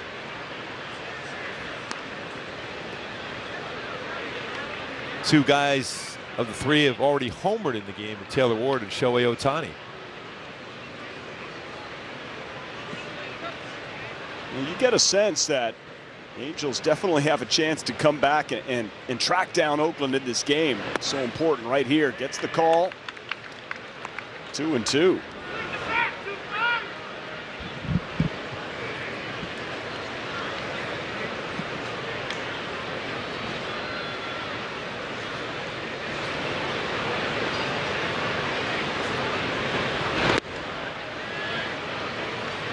He's had some deep counts in this game. Tukey's battling out there. Yeah, right now he's thrown 82 pitches, 42 of them out of the zone. Brown is definitely going to be on the move here. 3-2 with 1 out. Just feel like he's going. You are correct. We'll do that again. Well, if he didn't make contact, that was a good chance of a strike him out, throw him out. He didn't get a real good jump.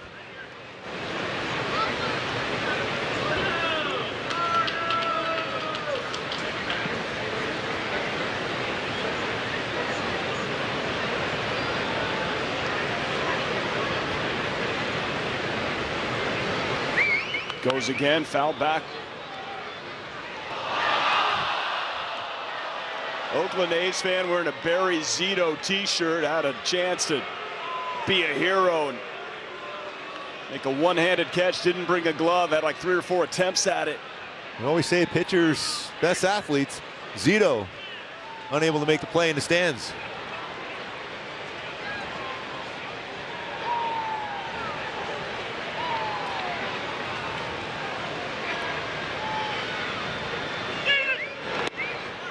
Got him.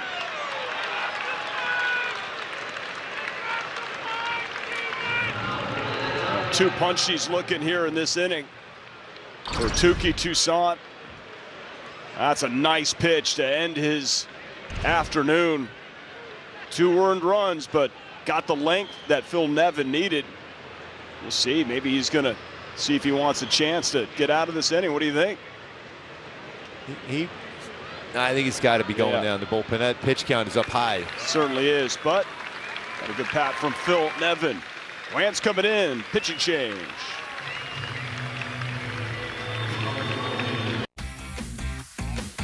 I got the mic today. I got the mic. You got the mic. I got the mic today.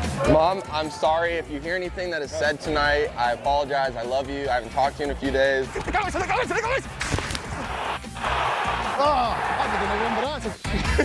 Lo tuyo es rolling, olvídate de los fly. Dame los fly a mí, lo tuyo es para abajo. Le voy a decir a la gente que me ponga el micrófono todos los días. Claro.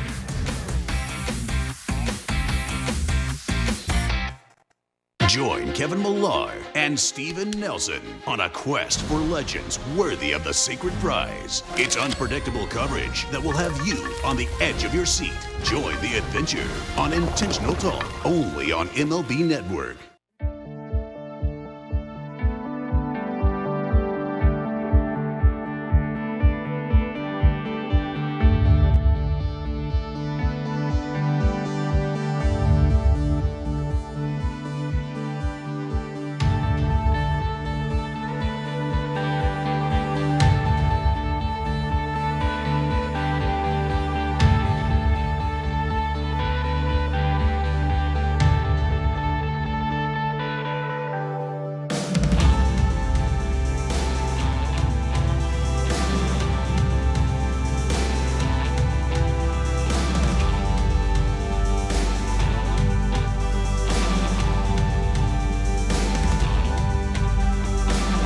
Debut as a Halo, picked up a win, and today goes 4 1/3. Was probably told, hey, we're looking to start you in game 1 of a doubleheader, but then phone call, gets up, and I think you have to be pretty happy with what he was able to give the team here today. Yeah, you got to like what you see from him. And once he starts to trust his movement of his fastball, because we know his curveball and his splitter are solid, but he's got unbelievable movement on his fastball.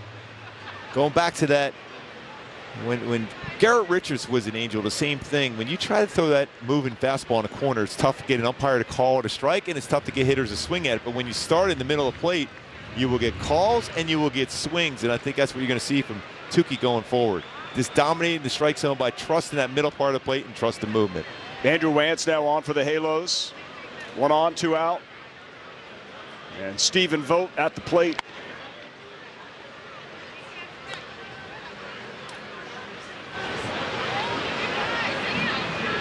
Two-time All-Star.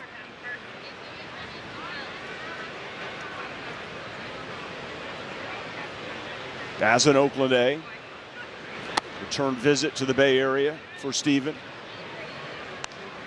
You almost foresee him at some point being a potential manager in the major leagues. Loves the game, knows the game so well. Great communicator, tremendous with the media. Yep. Yeah, he's a pretty funny guy. Players, manager, I would assume.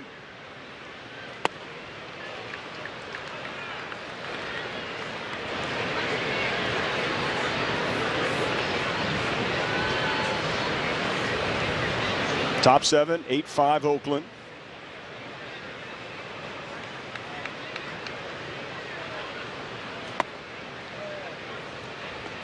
It's been a struggle for Angels pitchers today, falling behind counts. Walks have been cashed in.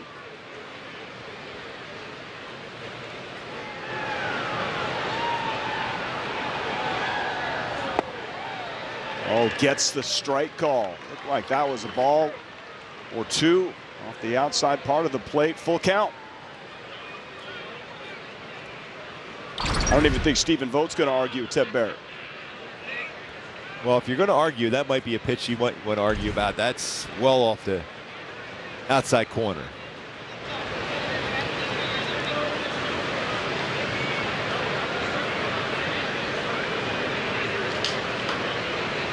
Runner goes. And a foul ball of Kurt Suzuki. Ted Barrett going to give Suzuki a little bit of time here.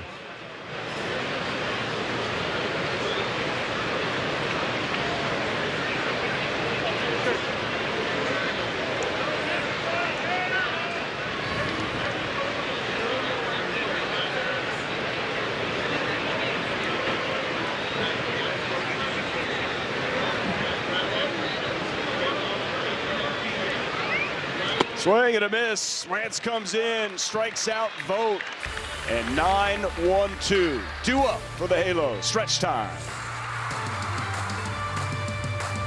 So you're good at hitting home runs, right? I've never hit a home run in my life, but I've gotten close. Oh, let's go. Let's try it out. We're not leaving until I get a home run. Oh! Jojo, you're so good.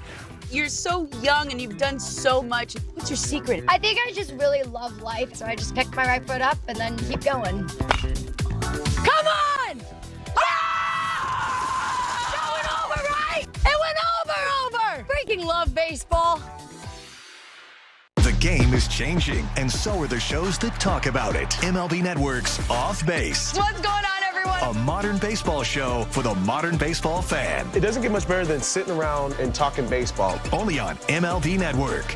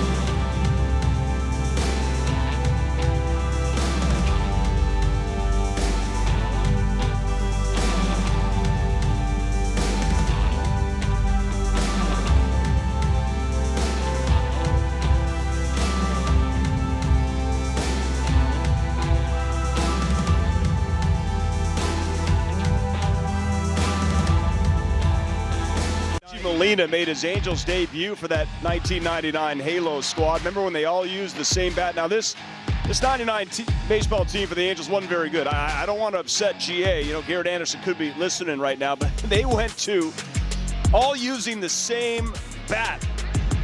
And it worked. They got a win. It was Palmeiro's bat, was it not? Yes. He got called out, I think, on the strike. He left it down there, and I think he was going to be thrown out of that game. It ended up being that they realized he was laying it down there for the rest of the guys to use the same bat. It was Jim Edmonds' bat. He was on the DL, and they all used the same bat. That was the old school. Remember in baseball, the outfielder would leave the outfield glove before the outfielders come out back in the day. Back in your old days. Wait a second, when did they do that? In the early 1900s playing. Yeah, they would leave it out there. Yeah, no, I know. They had to do that when I would forget my glove and slow pitch softball and back in my day.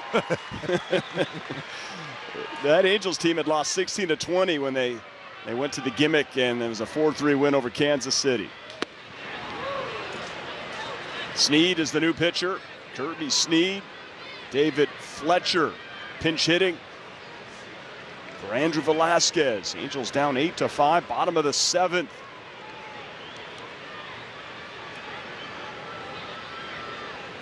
Oakland, like Texas, a number of left-handed relievers out of their bullpen. Snead, 92-95, slider changeup. This was a day to get Fletch off his feet, but he's called into action. To get him, it got him. But if he swung at didn't swing. Ooh, we got a break on that one. I thought he might have went after that one. A break for Fletch and the Angels. Hunter Weddlestedt says no swing. Hit by pitch. Leadoff guy on. Here comes Taylor Ward, but let's look back. Cuba, you thought so? Oh, he was able, actually did a pretty good job of holding up on that one. I have no idea how you're able to hold up on that swing. I'm going to say he checked his swing. Yes.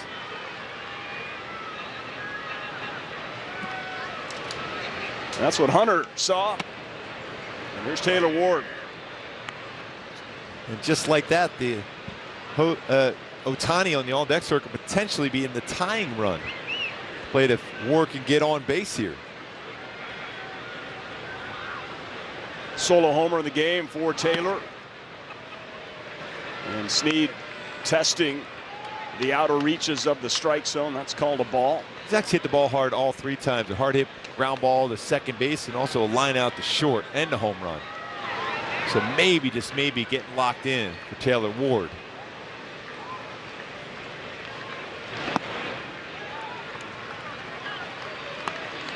really feel that if he starts seeing the baseball well and not chasing and even working walks, that's what he was dominant early in the season. On-base percentage was great. Slugging was really good. 2-1 out towards right field, and that's going to sail into the seats. 2-2. Safe to say that two players that really needed it today got it in Taylor Ward and Jared Walsh. Both with solo home runs, and still time to make a big impact in this ball game. Down just 3 runs.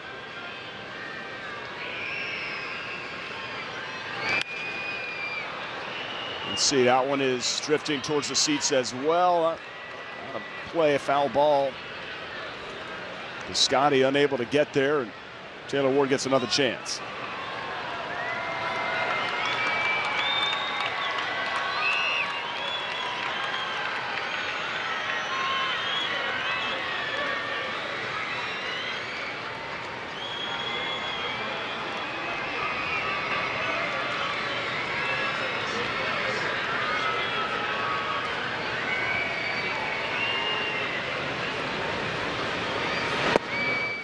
Full count. It's a big pitch now for Snead against Taylor Ward. Get on base any way you can. Fletch got on base on hit by pitch. Especially with Shohei on deck. Probably gets a fastball here. All ground ball. This could be 2. There's 1, 2, double play. That one hurts. So with 2 outs, here comes Shohei. Let's go back to the first. He was the second batter of the game, and bam, just like that, 23rd home run. Fastball 94. Left center, over the 390 sign.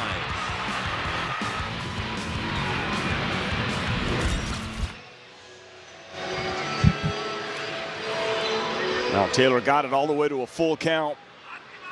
That was a tailor-made 6-4-3 double play. Ohtani's 2 for 3.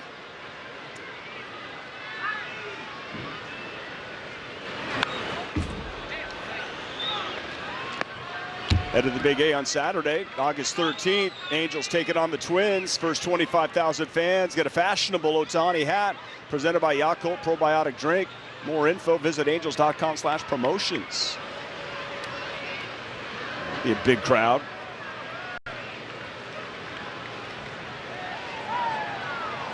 Shohei Ohtani back and gone. Second homer of the game. Are you kidding me? The guy is unreal. Well, that's a slider that was off the plate in. How he's even to get the barrel of the bat on it, and how is he even keeping that fair is, well, he is the unicorn. Shohei Ohtani now, 24 home runs. Crushed that one. Wow. 6, count them, 6 solo shots here this afternoon. Keep them coming. Gets the cowboy hat.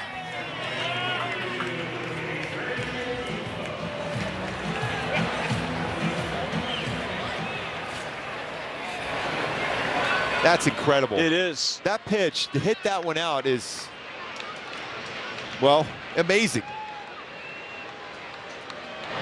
Sugoi basically comes down to. Ita Rashai, baseball. Look where this is at.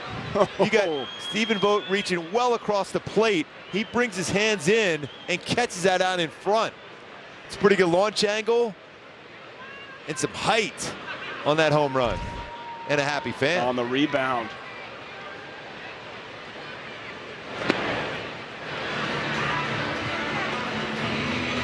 So 24 homers for Shohei, 2 today. 11th multi-home run game, 5, count them, 5 here in 2022. After pitching last night, throwing nearly 100 pitches. Yep. Comes back the next day. Day game after a night game. And hits 2 out. It's like that, another close game between the A's and the Angels. Hopefully Luis Rengifo's okay.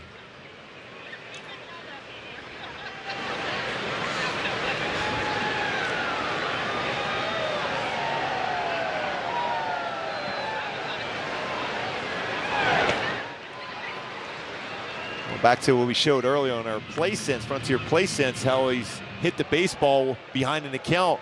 A couple 1-2 counts, batting right-handed, going right center, batting left-handed, going to left field.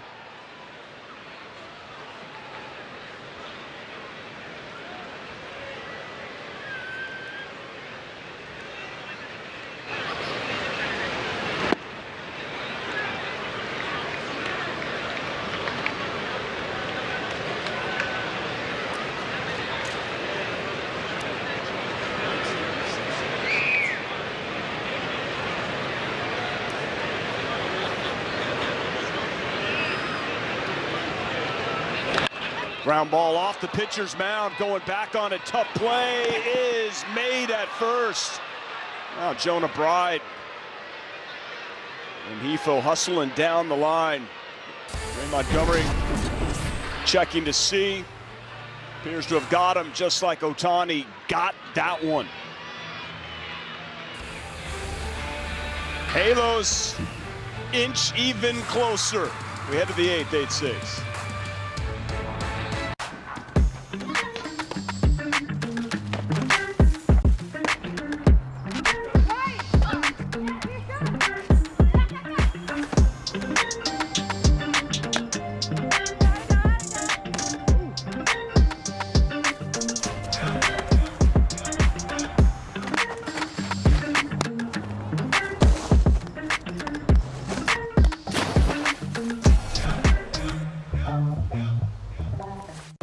Using the old baseball stats only gives you part of the puzzle. But when we challenge ourselves using advanced tools and modern thinking, you'll see the bigger picture. Challenge all things baseball with MLB Now, only on MLB Network.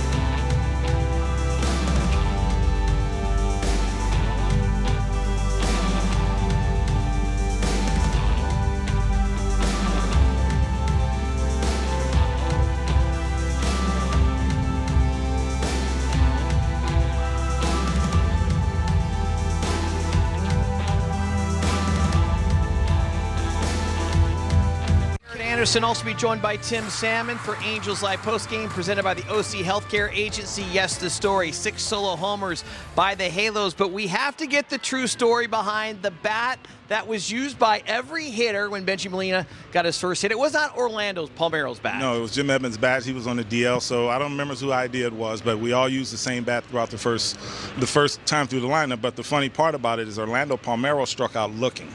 He threw the bat down at the plate, gets immediately kicked out of the game. He asked to petition to get back in the game, and the umpire said, why didn't anybody tell me? So, yes, everybody did use the first round. And Benji Molina got his first career hit with a bat that had Jim Edmonds on it. Maybe that's hanging up over his mantle. But much more to come on Angels Live postgame right now. We send it back to Patrick and Gooby. Now you have the right story, I just want to make sure GA is not upset. Right? He said, but he can't confirm 99 was a tough year. All right, I thought he could. Well, he gave you the silent treatment. He certainly did. Yeah, well, we mentioned it was Edmonds' bat, and he was on the DL at the time, but that's still I knew cool. Palmeiro was in the story, and Benji Molina's debut. Yeah. How about that? Well, there's a ground ball. Jonah Bride, and throwing across. Fletcher just into the game. Yeah, we're going to take you off your feet today. No, he gets in there. Gets hit on the foot. Yeah. And then has to make an off-balance throw.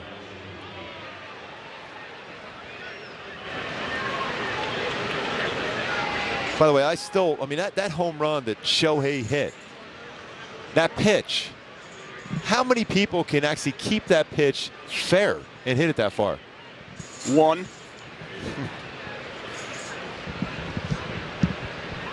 Is there more than one? Is it a rhetorical question? No. Actually, as a pitcher, you're just happy to get a hitter to swing at that pitch. You're thinking, okay, there's no way. Okay, I got a strike on that one. But he hits it out. Unreal. 2 homers and a single. By the way, exit velocity on that one, too. 107 miles per hour, went 399. It's the launch angle that was what was so impressive to hit it that high and that far. 39-degree launch angle. Same as Walsh's as well. Remember Shohei, a couple home runs he hit in Texas, the old Texas Stadium. He had well over 40-degree launch angle in that game. You know, we were talking about Nolan Ryan quite a bit today. Ryan Tepera was named after Nolan Ryan.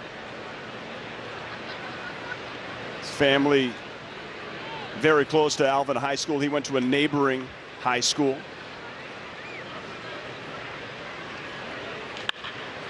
And gets another ground ball. Machine. Yeah. 2 down here in the 8th, and we'll give you a quick word from Kia. Presenting Kia's lineup of exceptionally capable all-wheel drive SUVs. Shohei with a couple home runs, his highest launch angle, that 39 degrees. Today he had a 45-degree launch angle in Baltimore last year and 45 in that game in Texas. 2 down. Here's Nick Allen. And with Tepera on the hill, I remember when Erica Weston had that great interview and they had the baby reveal. Ryan and his wife Chelsea expecting a baby boy, I believe October or November area. He gave me the first name, but I didn't ask if I could divulge it. He did tell me the middle name will be Ryan.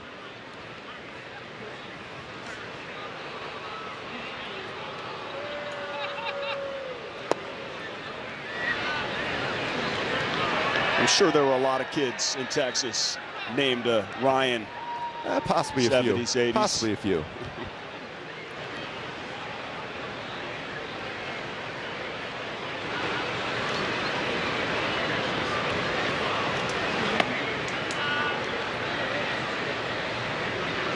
Halos have to just trying to scratch and claw. 6 solo homers in this game. They were down 8-2 after they were up 2-0. If they can turn this lineup around in the 9th to get back to Ohtani, that would be something.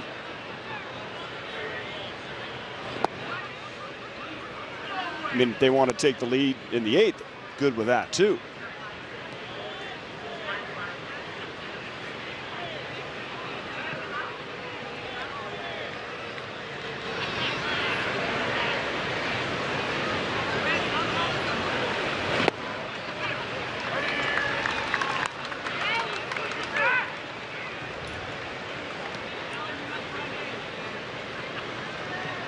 Amazing. In the previous 7 games, 2 home runs for the Halos. 6 today.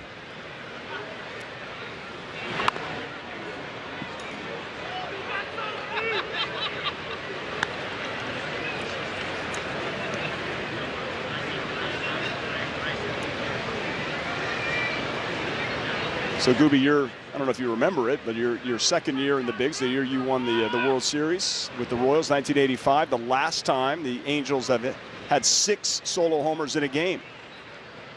Also here at the Big A. And that one is hit nicely by Nick Allen. That gets all the way to the wall. It's going to be a 2-out double off of Ryan Tepera.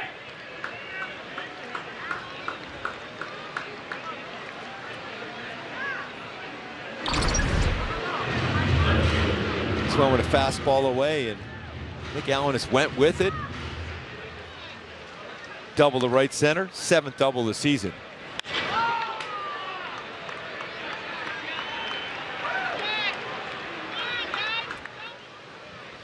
Well, so the rookie is aboard.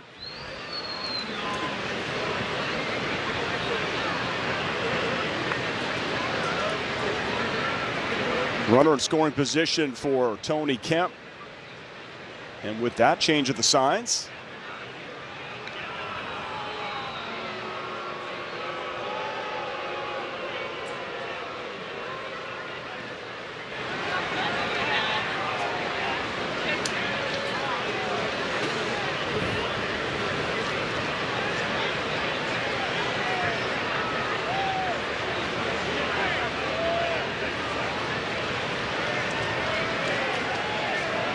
you sense momentum in this game shifting. You got to get through this inning. You put up a 0, you got a great chance.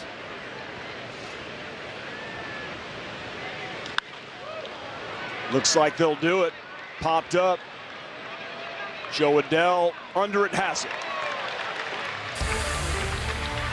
And the Angels get that chance. So you're good at hitting home runs, right? I've never hit a home run in my life, but I've gotten close. Oh, let's go. Let's try it out. We're not leaving until I get a home run. Oh! JoJo, you're so good. You're so young and you've done so much. What's your secret? I think I just really love life, so I just pick my right foot up and then keep going. Come on! Ah! That went over, right? It went over! Freaking love baseball.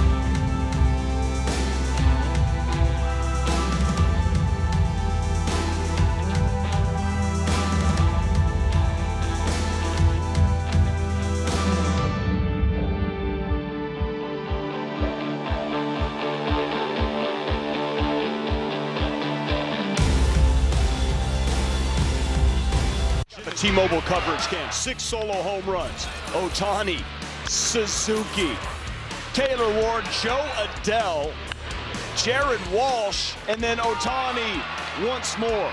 11th multi-homer game for Shohei. 5th this season. Cowboy hats getting a workout. Distance covering some mileage here at the Big A, but still work to be done. Down 8-6. Announced crowd here of 23,849. And as we show you the score line, we suddenly have a pitching change. Haven't even thrown a pitch in the 8th. We'll be right back.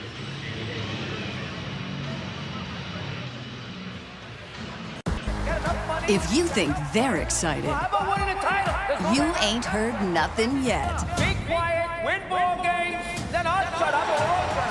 High Heat with Christopher Russo, only on MLB Network. When it's about to go down, this is the story of the night. MLB Tonight takes you there. You will watch it all together live. How about that? Big moments. Oh, baby, 3,000 hits. Big reactions. Bobby Witt Jr.'s first big league knock. And big interviews. What was the first thing going through your mind? Join TV's best baseball analysts for a big night of baseball. Only on MLB Network's MLB Tonight.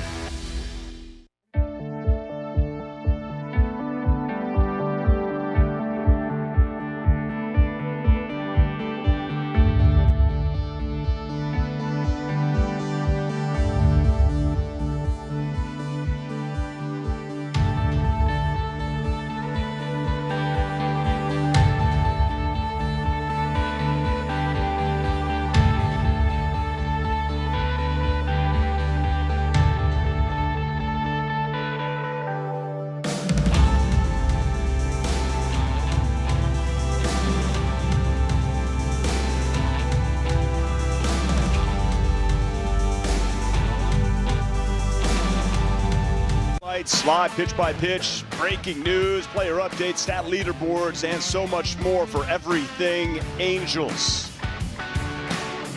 And you can replay all of the action here tonight on that app today, I should say. Solo home run party, 6 of them.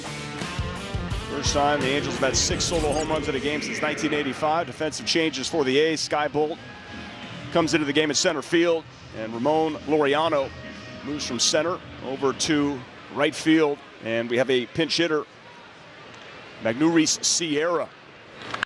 First pitch driven down the right field line. Hit well, but foul.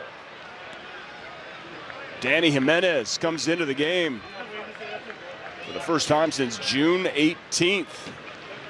Fastball, 93, 97, and a very good curveball. Throws a lot of curveballs, just an occasional changeup. That close to another solo homer. That would have been, by the way, Sierra does not have a home run in his career. He's good. Well, that would be a pretty good stickball bat. Maybe a little unfair, too much power. It's not a bad thing, though, if you're using it. Yeah. Slice that one in half.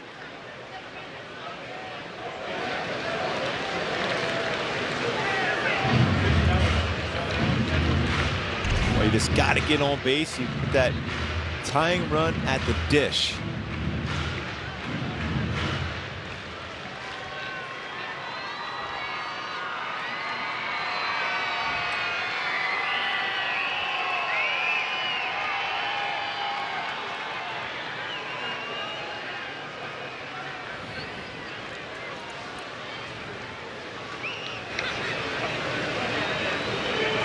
Oh, 2 waved at. Yeah, throw down to first. Sierra strikes out.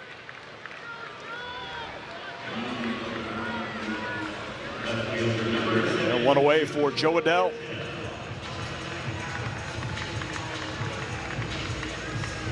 Remember, Joe Adele hit a curveball out for his solo home run. Ennis loves to throw first pitch breaking ball to a right-handed batter.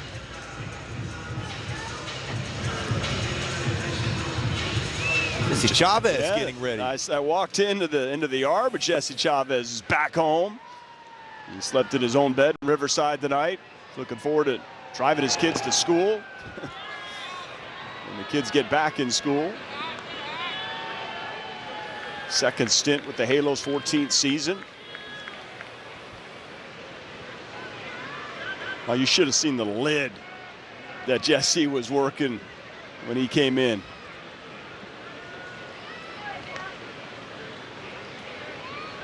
It was sweet.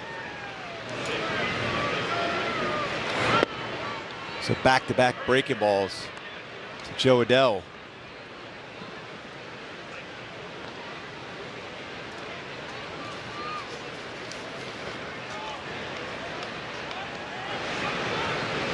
Now with 2 strikes, you're just thinking some contact made on the ground with that speed. Beat it out.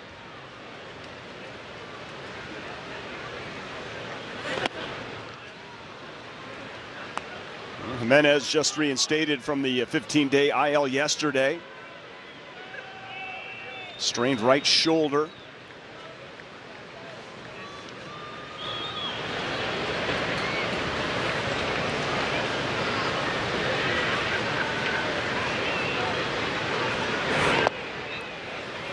He's got good downward break on his curveball. They have it as a slider, but it's more of a curveball.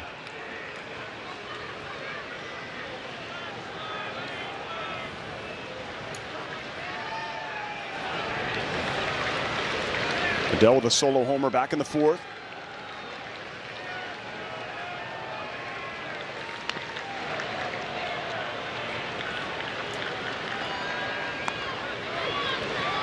Another breaking ball. Adele stays alive. Off the arm. It's caught a lot of games in his career. Both catchers today. A lot of games, a lot of innings, a lot of foul baseballs hit off him.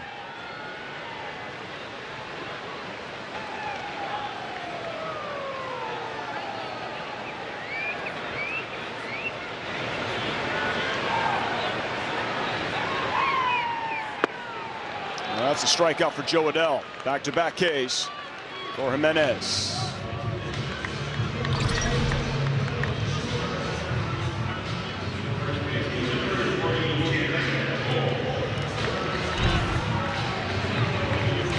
That brings up Jared Walsh. Also a solo homer in this game.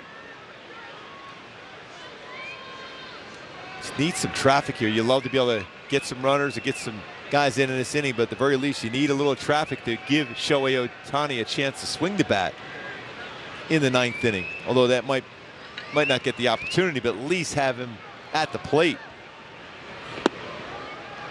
That's why that's a smart move. You're down by 2. So you get on base if you're Jared Walsh. It gives the guys behind you an opportunity to swing the bat. Back-to-back good at bats for Walsh. Fly to deep center field and then a home run in the 6th.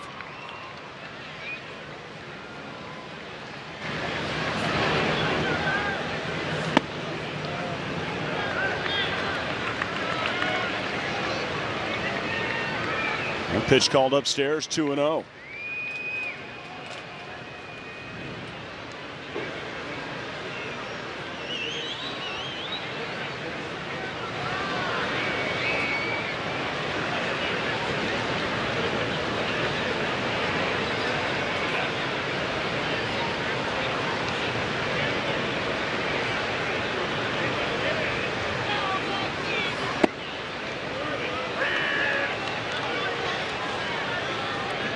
Catch that inside part of the plate on a breaking ball.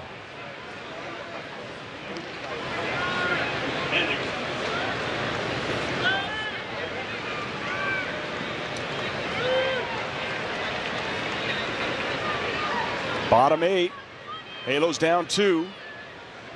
2 outs and a 2-1 to Walsh.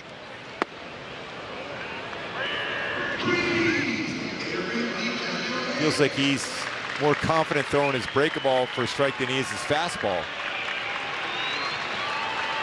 2-0 breaking ball, 2-1 breaking ball.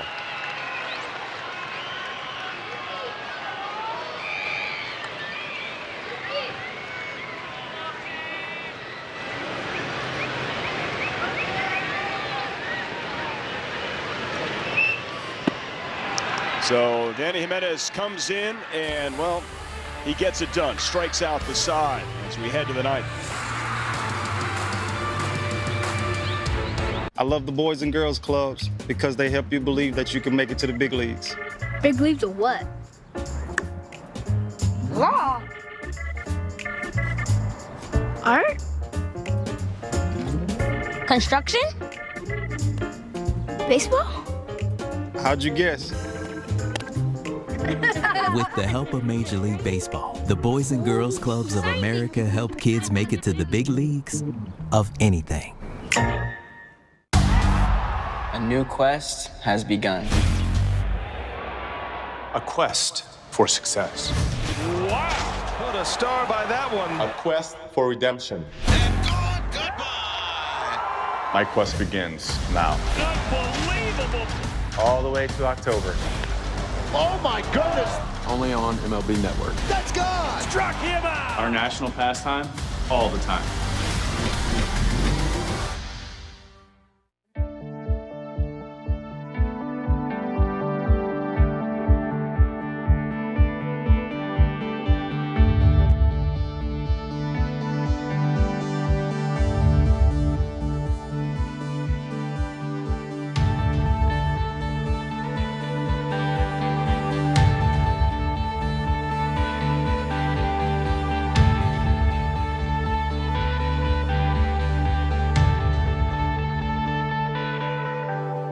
The A's leading 8-6. This is an important part of this game for sure. Have to keep it right here.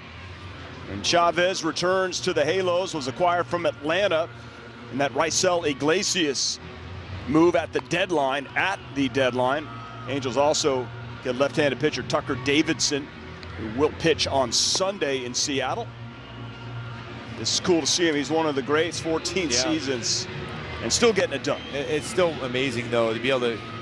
It looked like his career was over when he was let go in spring training by the Angels a couple years ago.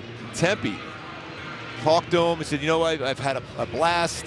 And next thing you know, a couple clubs talked to him and went out, persevered, ended up getting a World Series ring, and had a great season, really, when you go back to what he did for the Braves last year or so. And here he is again, another solid season. Threw the ball well with the Braves, coming in 2-1-1.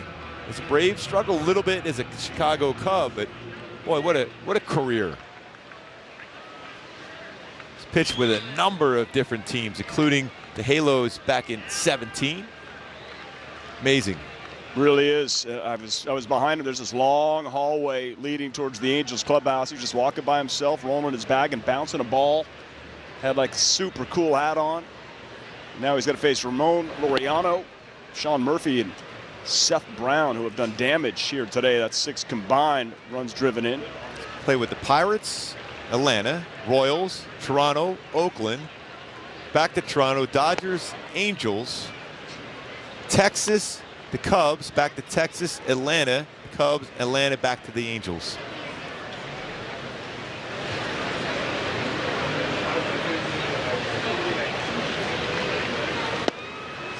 Two pitches in there. So Taylor Ward is now at third base. And Magneuris Sierra, who pinch hit for Rojas, is in right field. And you're out of infielders. Taylor Ward has played there before. You got to do what you got to do. Always that good cutter, too. When you have a pitcher that throws a cutter, that means there's probably going to be some action your way at third.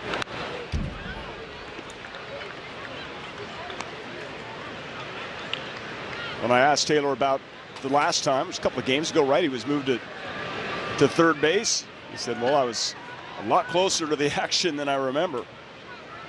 But his thought process was hit the ball to me.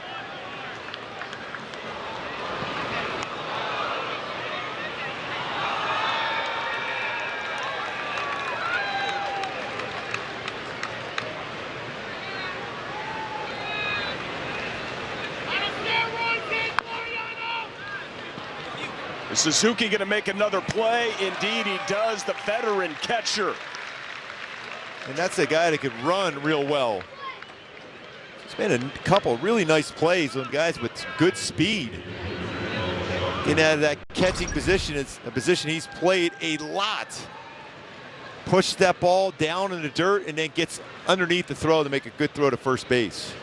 It's the proper grip on the baseball. Just give the veteran Kurt Suzuki another put out. Thousands of them. So Sean Murphy takes a strike from Jesse Chavez.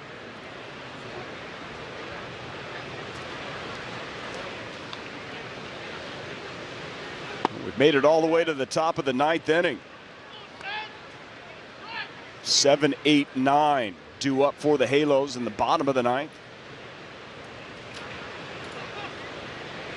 Can you turn it around to top of the order and maybe get Ohtani up? Oh, that one's hit well towards right field. Sierra, though, glides over, makes it look easy. 2 away. Really been impressed with his jumps he gets in the outfield, whether he's playing center, left, or now right field. Just gets real good jumps off the baseball. And it's different to read off a right-handed bat when you're playing right as compared to center field, as compared to left field. So not easy to do that, but always the right first step and read off the bat. 2 down here, Seth Brown.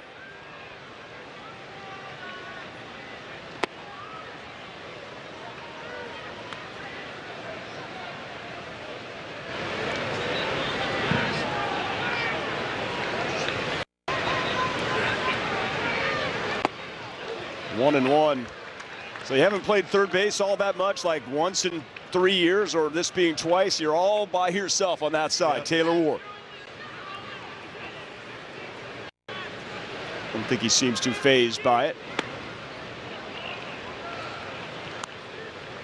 Selfishly, I want to see him make a play.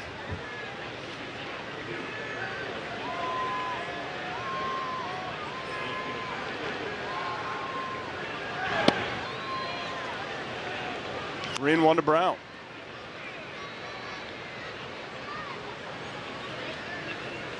Sky Bolt on deck.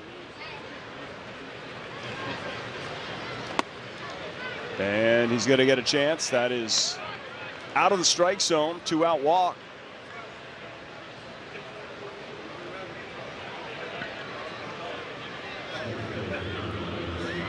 It's the third walk of the game for Brown, to go along with a home run.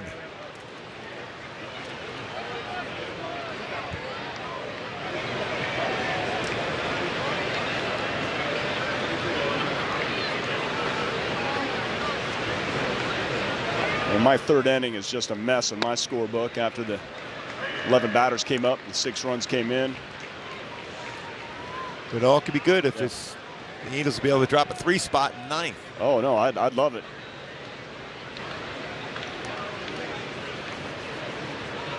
Just got to make sure you get through this inning to give that opportunity, a bloop and a blast, and you tie it up.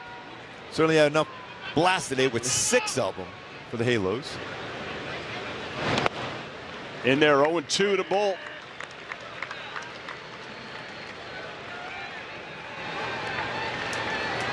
Now, Taylor Ward looking in to see where he positioned himself now with 2 strikes with Sky Bolt. Now he's moving over shortstop position.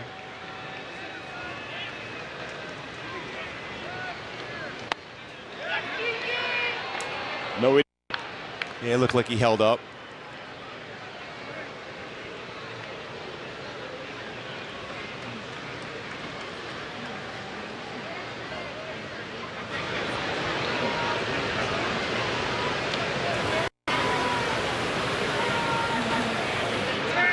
Runner goes.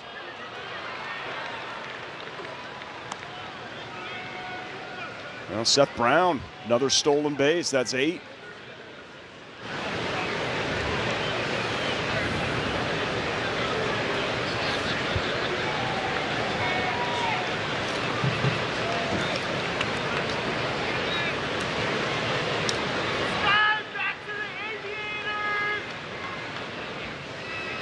The 2-2 in there, got him. Welcome back, Jesse Chavez. Great job. Give your team a chance to do this again. Do they have more stored? Another chance for some home runs, some firepower. Stay tuned. We head to the bottom of the 9th. Halos down 2.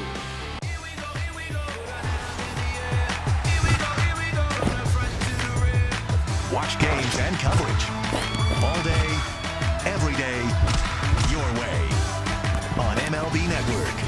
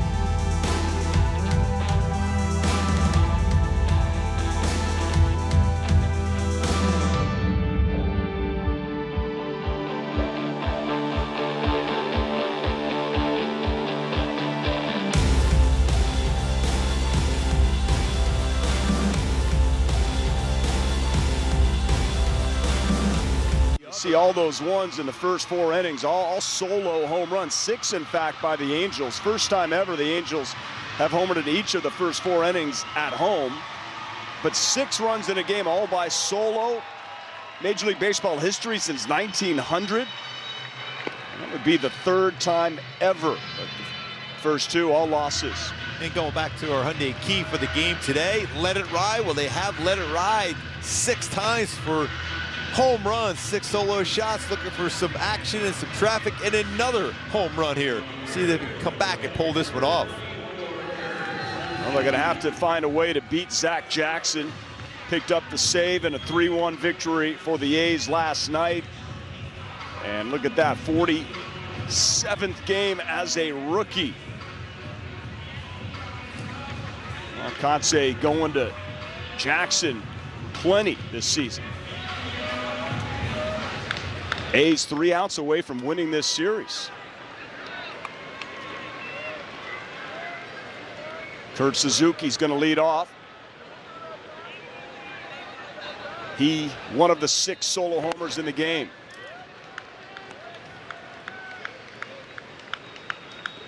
It's like Zach Jackson just likes to show a fastball, but tries to get hitters out with his breaking ball, slider. Runs that fastball upstairs, but has a very good breaking pitch.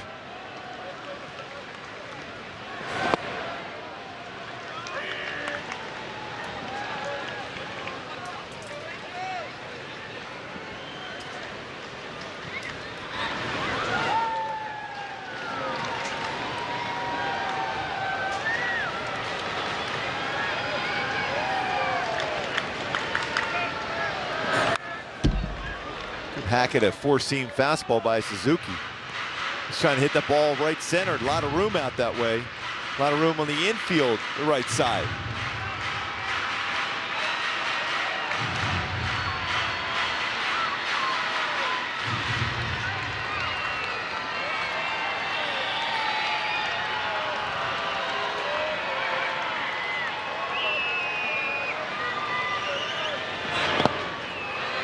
And Suzuki strikes out for the first out, bottom of the 9th. Just like you said, showed that fastball and then hard breaking slider. He works that one down after his fastball upstairs like he throws, but that's straight over the top with downward action. That's 4 straight strikeouts for Oakland pitching.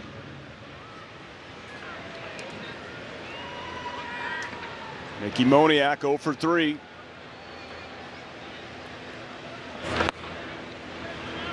Time to get that first hit.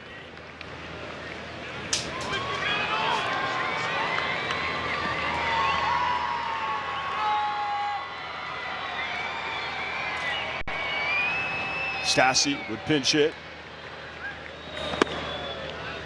2-0.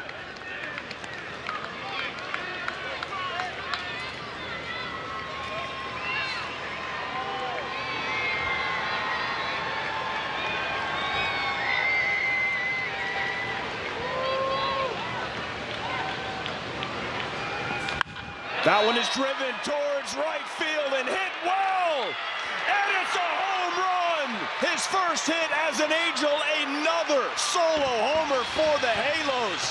And they cut it to 8-7. Congrats to Mickey Moniak. Man, he crushed that baseball and it got out in a hurry. First knock as a Halo, a home run. Mickey Moniak, 7th solo home run. Somewhere Toby Keith is singing a song. Red Solo homer today. Just like that, you have the tying run at the dish. Congrats, Mickey Moniak. Quick hands, turned inside part of the plate. Patient at bat, fastball count, lines it out. Wow, 7. No, wear it with pride.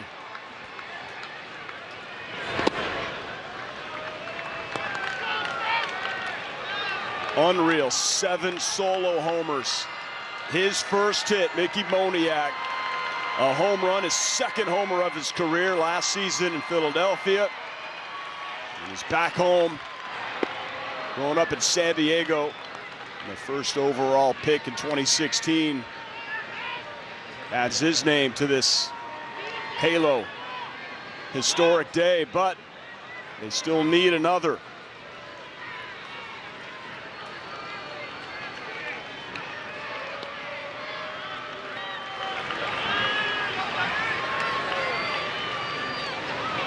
Seven solo home runs ties a Major League Baseball record.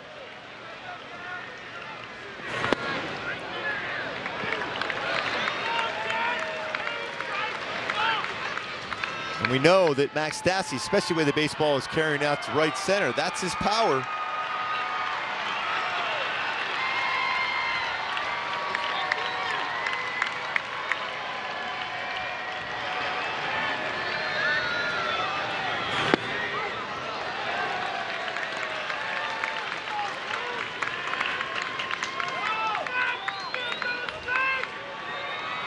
3-1 count. Chance to set a major league record with one swing of the bat and tie up this game at 8. I'm here for it.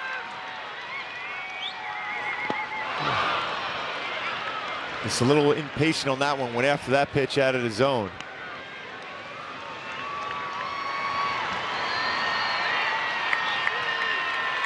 But still, you're thinking that count, you're trying to tie it up. He's got the power to do it. Shohei would love an opportunity to get to the dish here in the 9th.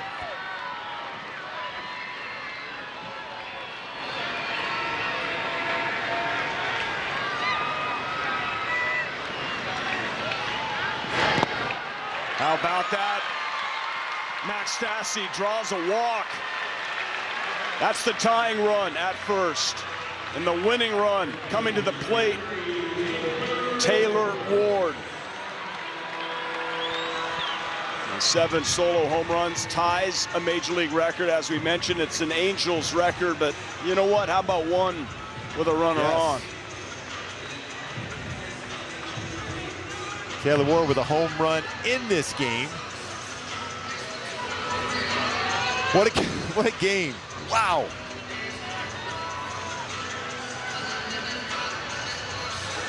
So A.J. Puck, left-hander, getting up in the A's bullpen, potentially to face Shohei Ohtani, lefty-lefty.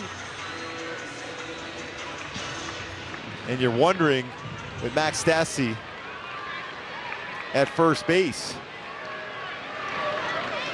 no more position players available. Phil Nevin's going all in, hoping he can just jog around the bases here with a home run here by Taylor Ward.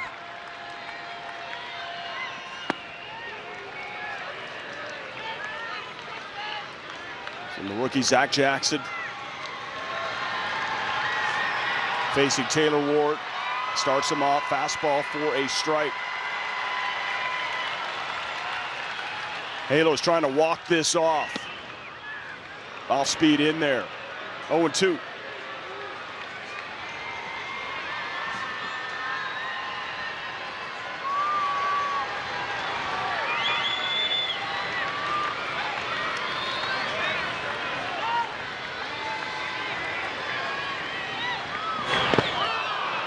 Taylor Ward strikes out. He gets a chance with 2 outs. Bottom of the 9th inning. He has 2 home runs in the game. Shohei Ohtani.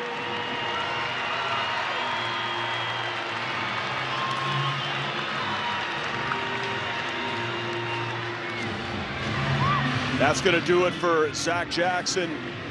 As expected, pitching change. A.J. Puck versus Shohei Ohtani for the game.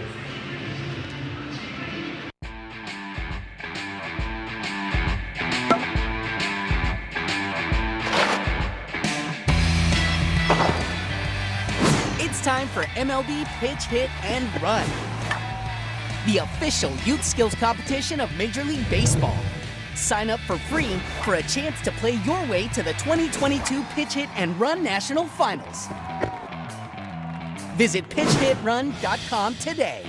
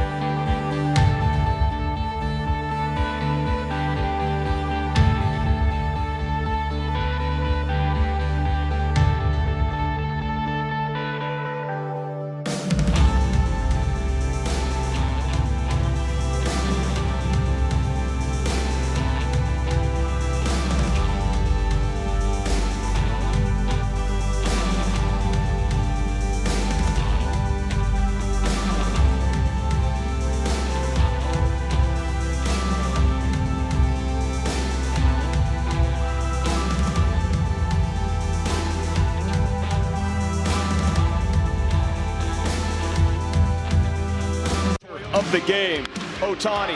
Oh, by the way, pitched last night grinded out 5 2/3. He's 3 for 4, 2 solo home runs and a single, and a chance, Gooby, to do something absolutely incredible here tonight, a chance to win this game with another one. Well, I mean, to hit a home run 94 the other way, but to hit that last pitch out, that slider well off the inside part of the plate and hit it out like he did. But now all you wanted was the opportunity for Shohei to come to the dish, and it will be a tough one with A.J. Puck on the mound. As hard as he throws, 93, 98, but Shohei has shown he can turn around good fastballs. He hit a 94-mile-an-hour fastball out earlier today. Angels have hit 7 home runs, solo homers. The 7 homers, that ties an Angels overall record of any kind. The solo homers have never been done in Angels history, 7 of them. Ties a major league record, 1 more to go.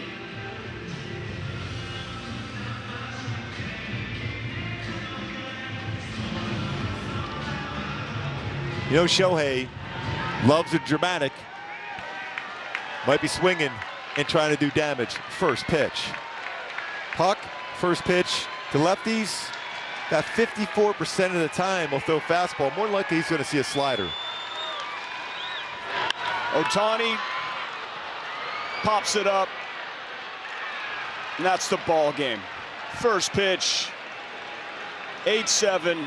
Oakland wins the game. They win the series.